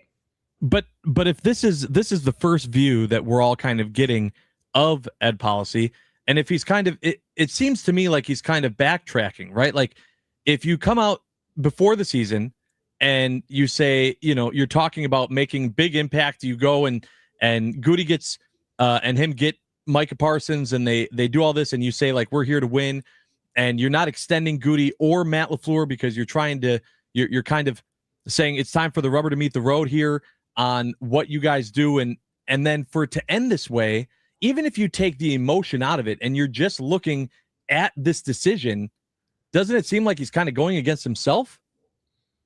No, I don't think so, because if he says at the beginning of the season that he didn't come out and say this, but it was something I had, I guess, reported or speculated with information I had heard at the time, that Ed Policy needed to see more. He was quote unquote on the fence about LaFleur, and LaFleur could lose his job if there was a early playoff exit or missing the playoffs. Ed never came out and said if Matt has a first round exit, he's gone, or if we have a bad collapse against the Bears, he's gone. I just think what was unspoken but assumed was this was a tryout year essentially for Matt LaFleur. He needed to prove to Ed Policy that he could get the extension. Now you can say, well, if this is how the season ends, then why are we trying to give him an extension? But as John said on our show last week, and I think I mentioned it on here, Ed was never going to make his decision based on strictly that game. I think the game against the Bears would influence the total picture, the total body of work, but it was never going to be, if we win, he's back. If we lose, he's gone.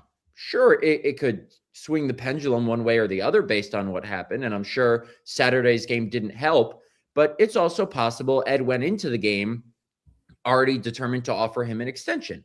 We saw what he said in his mailbag a couple weeks back, how he was really happy with the team and how they fought through. For all we know, Ed Policy could have made up his mind after the injuries to Parsons and Kraft and Wyatt and Jenkins and Zach Tom and say, this was a Super Bowl team if everyone's healthy. There's only so much that coaching can do. LaFleur is still the best guy to get the most out of this team. And just playing devil's advocate here again, he could also think, our offense is great. We've made so much progress with this offense. It's important that we keep LaFleur in it to not have to start over with kind of a new system and a new coach. So I assume we'll be able to talk to Ed Policy at some point, maybe later this week after a resolution is reached, but I don't know exactly when that's going to be. Matt Schneidman, the Packers beat writer for The Athletic and the co-host of the Tundra podcast with John Kuhn. Schneid, that was an epic collapse against the Bears. What happened? Yeah, I think first and foremost, the Packers lost their composure. And it was something Matt LaFleur said after the game on Saturday night and then kind of backtracked on yesterday or 2 days ago when he talked to us after the game. If I remember correctly, I don't have the transcript in front of me. I think he was like, hey, we just didn't execute. But after the game, gut reaction, he said, we lost our composure. He used the word disheveled. And he doesn't have to backtrack on that. That's what happened. You have 10 guys on the field to defend the Bears' last PAT. Not that that would have mattered, but it kind of follows a theme here. You got to call a timeout you got to delay a game coming out of a timeout. You have a false start with 23 seconds left. You have to call another timeout because you only have 10 guys on the field on defense because 2 guys run on and 3 guys run off and there's a substitution error. This is less so concentration and more so just lack of execution. The offensive line was bad in the second half. They couldn't pick up these blitzes and the pressures the Bears were bringing, these defensive back pressures that kind of flummoxed the Packers. The run game stalled. On defense, Quay Walker said after the game, guys were just running free. There were missed assignments. Communication was bad. Guys had their assignments mixed up. It just can't happen. This team is not a young and inexperienced team. It's a young and experienced team. So when Brian Gutekunst says this offseason, youth is not an excuse anymore. Not that they ever used it as an excuse, but sure, the Packers are still the young team, but they have experience and they have playoff experience at that. So this youth is not going to be used as a justification or an excuse for anybody. Even though they're young, the fact that they had such little composure and such, not shameful, but disappointing if you're the Packers fans, missed assignments in the second half, it makes it harder to swallow. Because if this was the 2023 Packers, you're like, okay, this core's first real playoff experience. These guys have been in the playoffs 3 years in a row, and they're still not able to finish games and collapsing. And it's not just like performance-wise, it's mental stuff. So this is going to be a tough one for them and fans to swallow. And I don't expect anyone to be able to get over it for a long time, maybe. Obviously, the end of that game, Matt, was really hard to watch, just like it was the game before at Soldier Field. But for me, it was when they came out to start the second half and just you had all the momentum. You knew you were up. You knew you just had to continue what you'd done in the first half. And then for it to just go as far the opposite way, how does that happen? Obviously, I know that there's changes that the Bears made too, right? Changes they made during halftime and they came out. But is that just an energy issue? Is that a coaching issue? Is that just players not doing what they're supposed to? I feel like you can't just go from the offense humming the way it did in the first half to completely, essentially staying in the locker room to start the second half. Well, like I just said, it comes down to kind of some of the Bears schematic adjustments that they made and the Packers' inability to adjust to them. Matt LaFleur pinpointed how the Bears brought a lot more pressure in the second half, specifically kind of from the back end, and the Packers couldn't pick it up. He said this is why it's important to have home playoff games because there were communication issues in pass protection, that prevented the Packers from adequately picking up some of these blitzes. And it led to Jordan Love, who I thought played phenomenally when he had time to throw, not having enough time to throw and not having enough time to get into a rhythm. And then the Packers' run game stalled.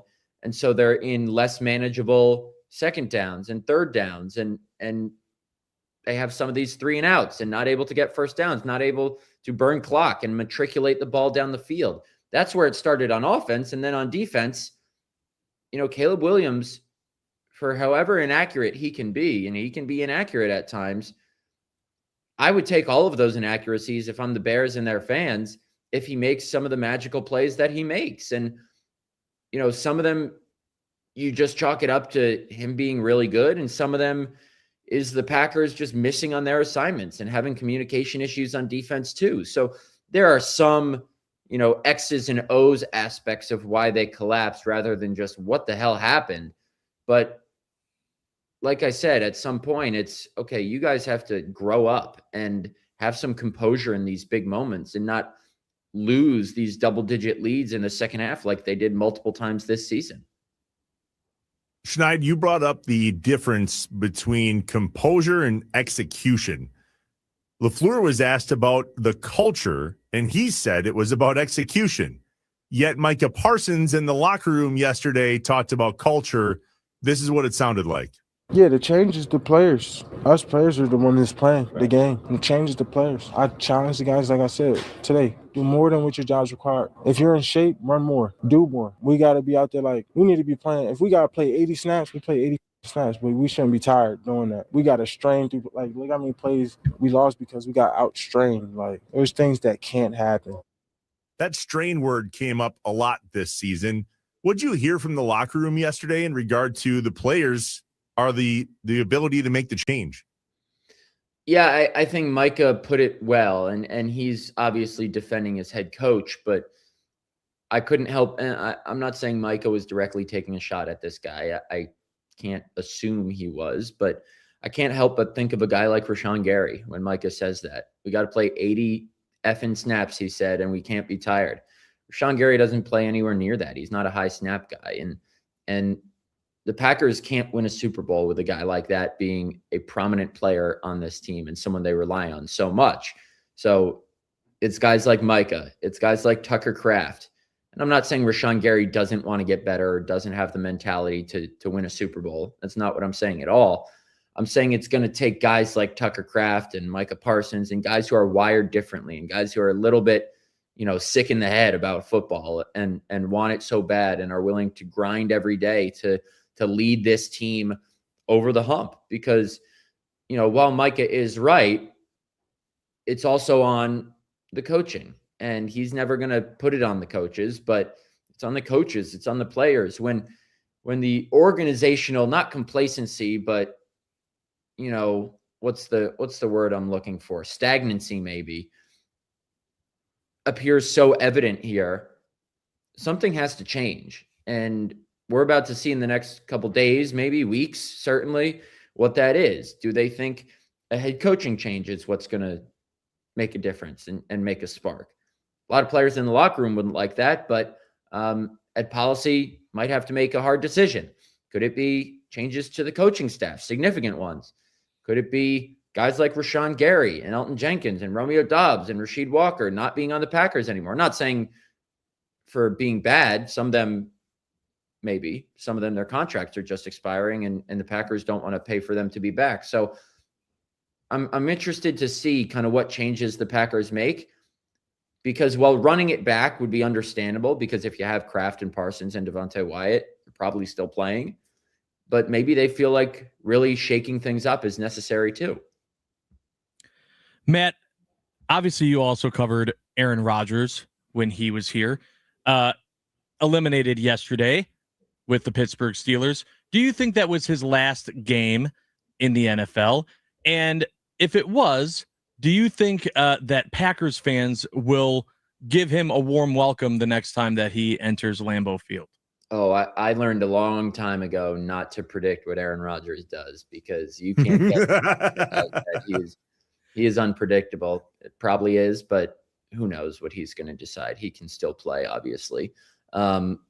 Yeah, I think Packer fans love the guy. And there's probably a small portion of the fan base who says, "Oh, you were, a diva on your way out and you were complaining but you did this." Like, I'm sure, but I remember Rodgers once told me when we were talking about the Packers playing Mike McCarthy for the first time since the Packers fired him. We obviously know Rodgers and McCarthy kind of didn't end on the best of terms. And Rodgers said to me, "Time heals all wounds," when I asked him how he feels about McCarthy now. And that would probably be the case for a lot of Packer fans and Rodgers as well, though I don't think it was even, filled with much animosity when he did leave. If, I kind of sense how the fan base feels accurately. But whenever he does come back 4 years from now, if he does indeed retire, I think it'll be nothing but love for what he gave this franchise for 18 years. Schneid, last one. You've been gracious with your time. A number of your cohorts, Tom Silverstein, Bill Huber, wrote articles that said it's time to move on from Matt LaFleur. Where do you stand?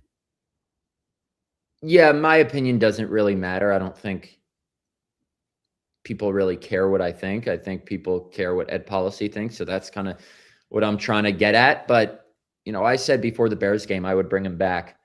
And I haven't really taken the time to, level-headedly say, okay, how does that Bears game factor in? How does, that collapse factor into what the Packers should do or what I think the Packers should do? I would probably still bring him back because the heat of the moment reaction is you got to let him go. You need someone else to get him over the top. But I would probably, and don't hold me to this because I need to probably think about it some more, but I would probably bring him back and then, make some staff changes, because even if you think your best chance of winning a Super Bowl is running it back and just getting some guys healthy, I still think something needs to change, whether it's on offense, whether it's on special teams. I'm not saying, fire Rich Bisaccia or fire Adam Stenavich, but you got to do something. I don't think you can just run it back with the same coaching structure, organizational structure, player structure, whatever it may be.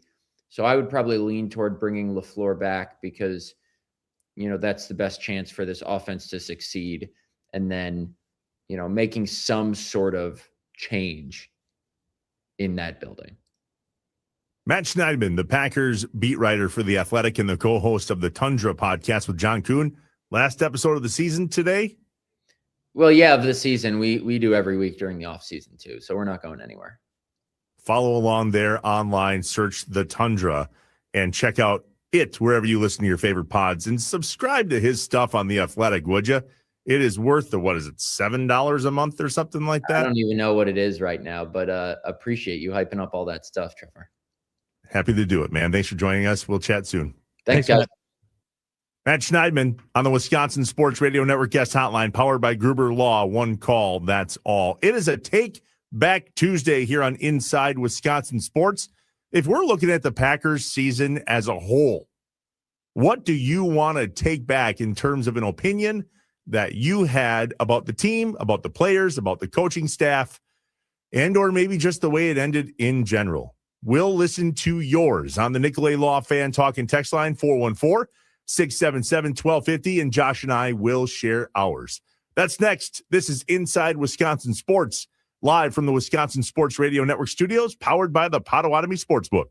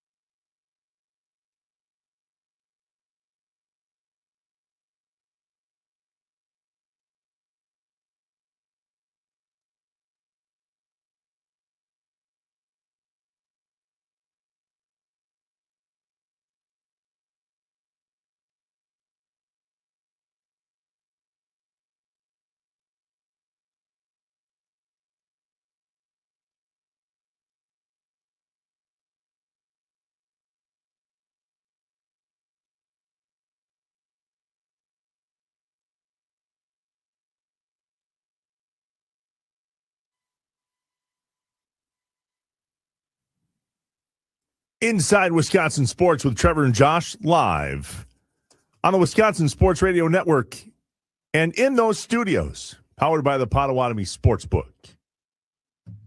Thanks to Matt Schneidman for jumping on with us. We really appreciate Schneid. Sure do. Brad Davison as well earlier in the show from Wisconsin Badgers men's basketball. Time for a Take Back Tuesday on Inside Wisconsin Sports.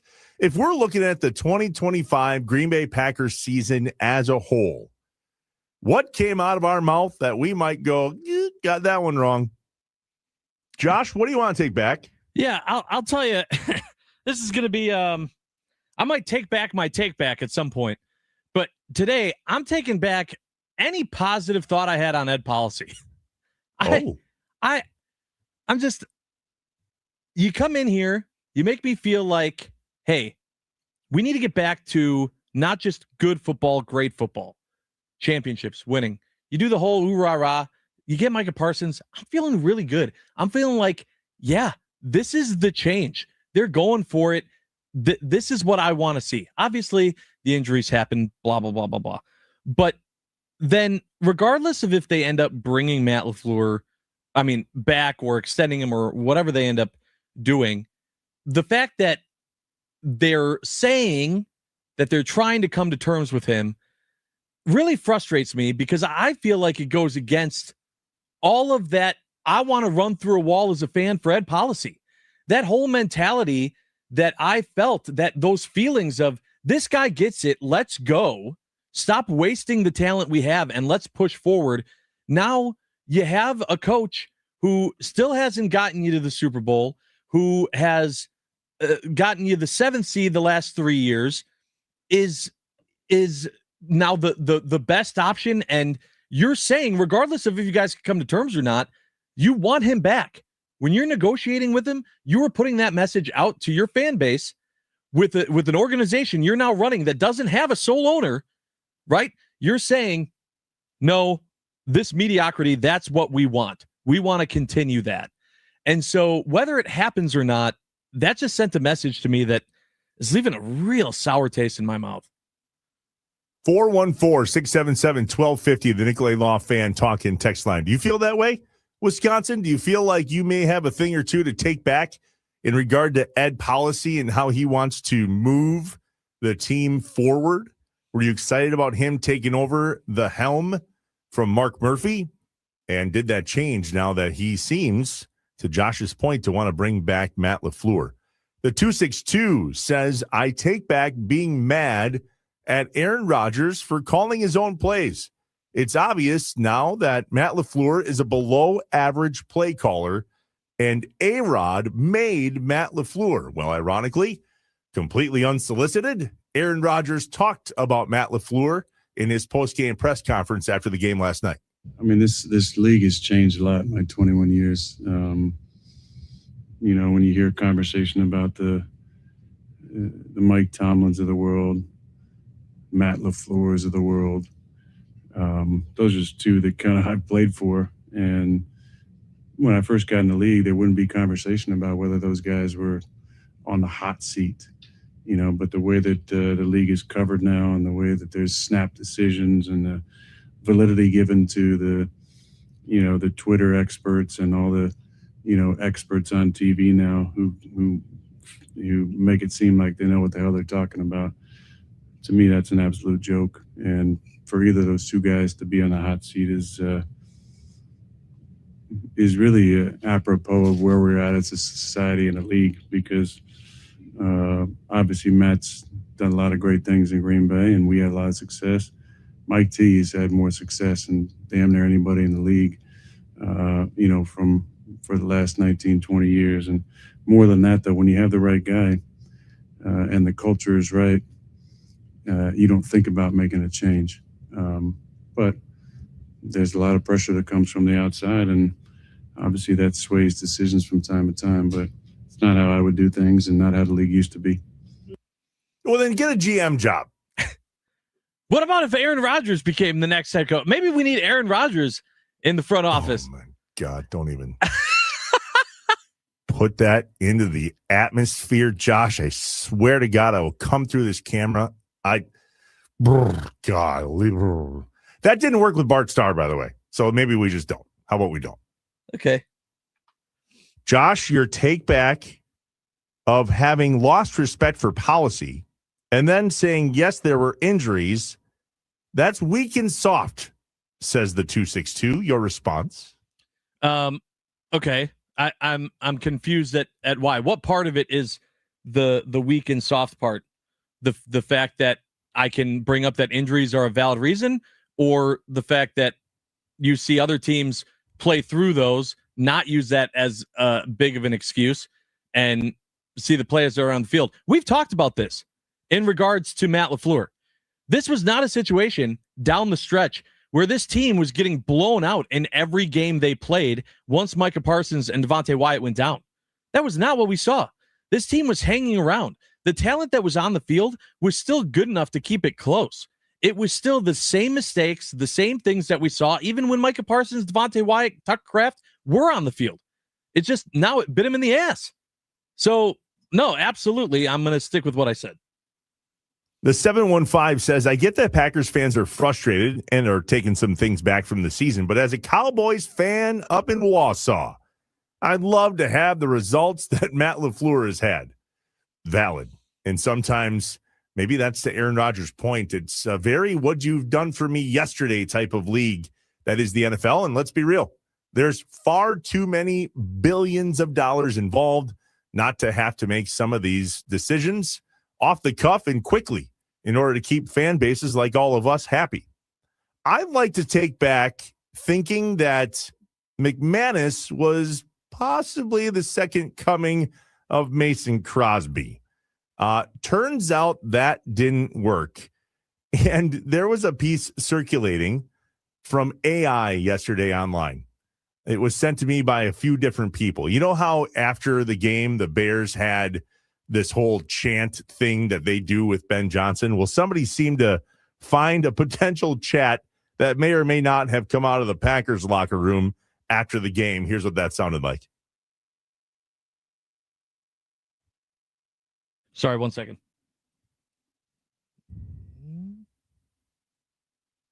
We good? Yes, no, maybe so. Got it here. Who blew an 18-point lead? We did. Who lost to our division rivals? We did. Who sucks at kicking? McManus does. Who is headed to Cancun? We are. Yeah. Oh, my God. I just had a good giggle on that one. I needed a good giggle. Yeah, Well, Brandon that's McManus, not the kicker that we all thought he was going to be. Certainly not in the clutch. He came out after the game and said, this is one of the worst parts of my career. So there's that. And did you see yesterday the Packers in their futures reserve signings after the season that they're allowed to do now that the playoffs are done for them? Josh, did you see who they signed? No, who they signed? Lucas Haversick. Oh, okay. Here we go again. Yep. To the phones, Josh? Yeah, we got Joe in Milwaukee. Joe, what's up, man? Thanks for giving a buzz to Inside Wisconsin Sports. What is it that you'd like to take back about your thoughts on the Packers season? Well, I agree with whichever one of you guys said that. You're basically saying we're okay with mediocrity if we bring back LaFleur, because I think LaFleur has hit his ceiling. I have never liked his play calling. You don't just wake up the next day and say, oh, okay, I'm going to change this and I'm going to become a better coach. There's good coaches and there's great coaches. He is a good coach. He is not a great coach. We have made the same mistakes over and over and over again. I think he has a big problem motivating his guys. It gets me very, very angry, even during the season when he'll talk about like the officiating and blown calls and this and that, but he never goes further, like to get a fine or anything. He'll just be like, oh, I'm not going to talk about that. I want to see a guy fired up, screaming, you know, taking a fine for his guys. His guys, I think, need to see that to be motivated. He just does not come off as a motivating coach. During that game, when I was watching him in the second half, when they were playing press coverage, the Bears, and we couldn't do anything the first three drives, he reminded me of that coach on The Water Boy, you know, Henry Winkler, when he was afraid to go up against that other coach from the other team. He just looked to me like he was completely clueless looking in his playbook. That's what I got. What do you guys got to say? Thank you. Appreciate that. Thanks for the call. Boy, Josh, he was directly commenting on a piece that you were talking about. What do you got? Yeah, I mean, he's in agreement. So smart caller. No, I just, I think that it's about balance. I don't think that Matt LaFleur is an awful coach. I think he did have some points of, at what point do you look at Matt LaFleur's body of work in the time that he's been the head coach of the Green Bay Packers and go, have we reached the ceiling with Matt LaFleur? It's the same thing. Like, you look at what Tomlin's done in Pittsburgh, and he's an incredible coach. They've won. They've had above 500 seasons, but then they fall off in the playoffs too. It's a very similar story to what the Packers are going through with Matt LaFleur. And I think that you just got to kind of look at, as an organization, what is your goal? What we heard from Goody when we had Goody on at the beginning of the season was that, they're not here to make the money. They're here to win championships. Okay. Well, is Matt LaFleur the guy that's going to win you a championship? How long does he get to be here without winning a championship if you're going to keep saying that? So, yeah, that's what that caller said. He's good, but he's not great. Right. And so that's why I'm here and I'm going, someone has to be lying. Either Ed Policy's lying about what his intentions are and what the organization's intentions are, or we're all lying to ourselves about what we think the true expectations for this team are, because they're not lining up right now. Something's not lining up. And so when Ed Policy came in, that's why I went like, okay, this guy's going to make a change. He's listening to what Goody just said about needing to win championships. He's going to take that risk to win a championship. Going with Matt LaFleur again, I just feel like, you know what you're going to get. And that appears to be everything that we've seen. And so how could we expect more from something that hasn't seemingly changed?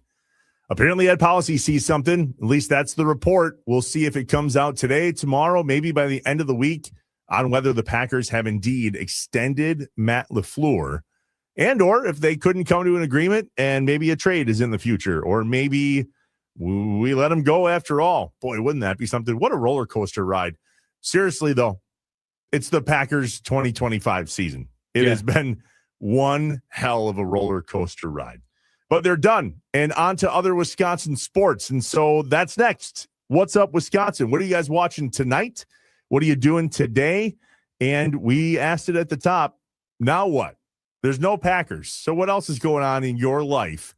Tell us on the Nicolay Law Fan Talking Text Line. 414-677-1250 inside Wisconsin Sports with Trevor and Josh. Live from the Wisconsin Sports Radio Network studios, powered by the Potawatomi Sportsbook.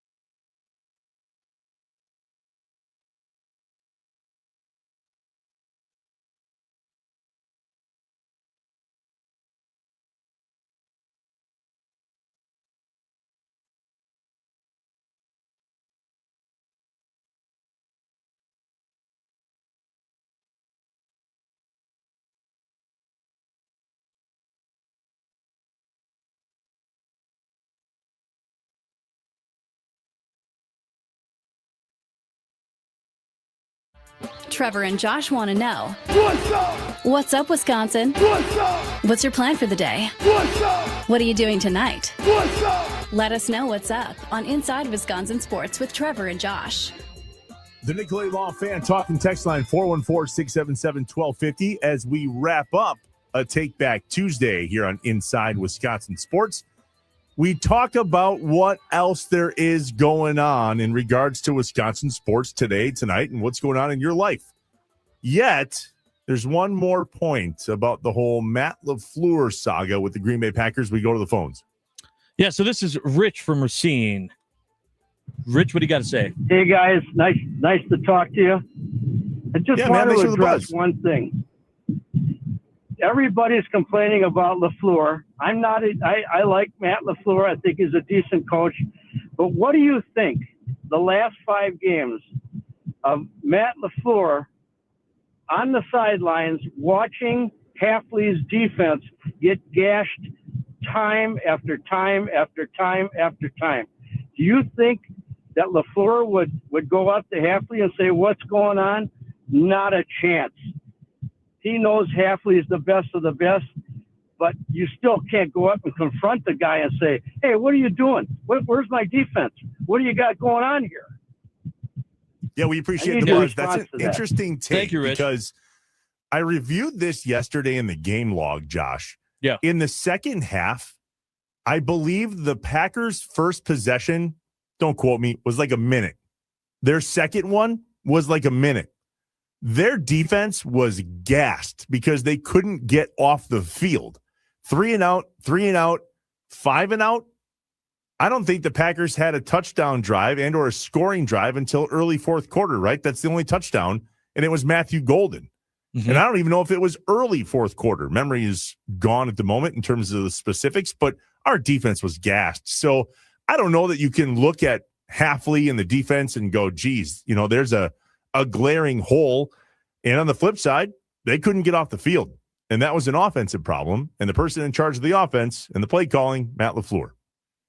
All right, Josh, what is up in your world on a What's Up Wisconsin piece? Yeah, so today is we got more stuff with the kiddos. Tonight we got some Taekwondo, still doing the Taekwondo thing. So that's been cool. Otherwise, just getting to chill. Haven't been necessarily feeling the best, so I don't mind that today is going to be a little bit of a rest day for me. And then we have bowling to look forward to tomorrow, which is one of the things we didn't talk about. But when you said, what now? A lot of people are going all in on bowling, the bowling season. Yeah, the 262 says bowling tonight, 1 of 4 times in the next 6 days. Tournament on the weekend.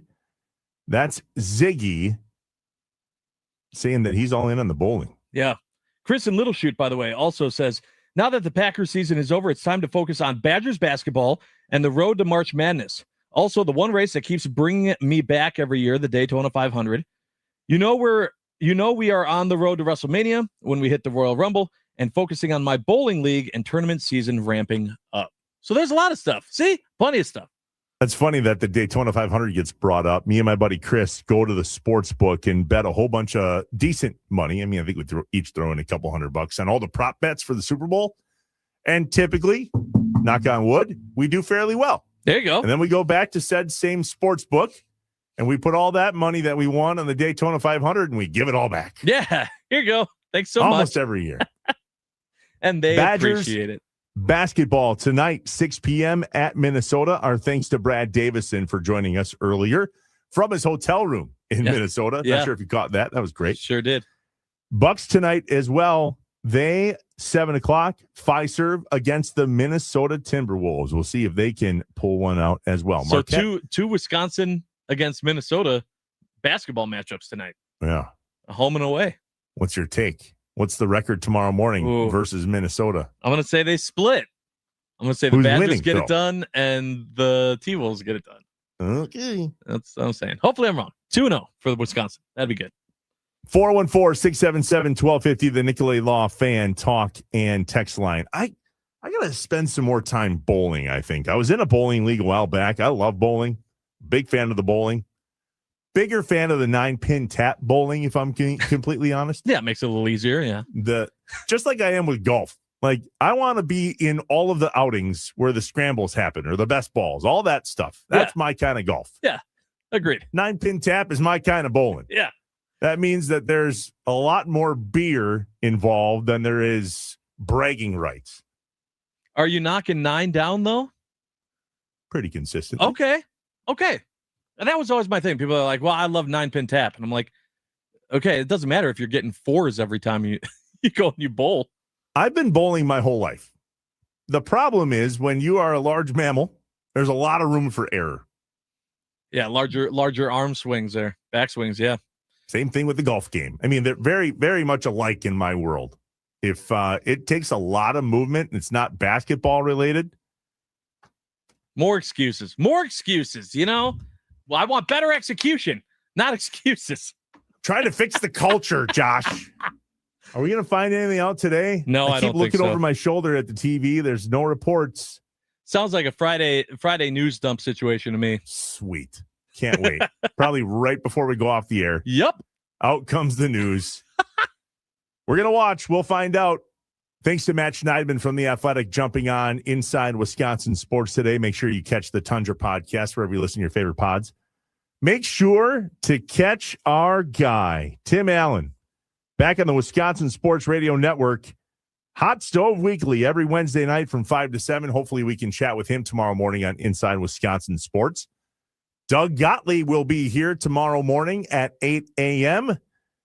And so too is Brad Davison. We appreciate him being available to he could have slept in. Sure he didn't have anything going on. You bet. Inside Wisconsin Sports with Trevor and Josh, live from the Wisconsin Sports Radio Network studios, powered by the Potawatomi Sportsbook, Wisconsin. We will see you tomorrow. Because we're not done yet.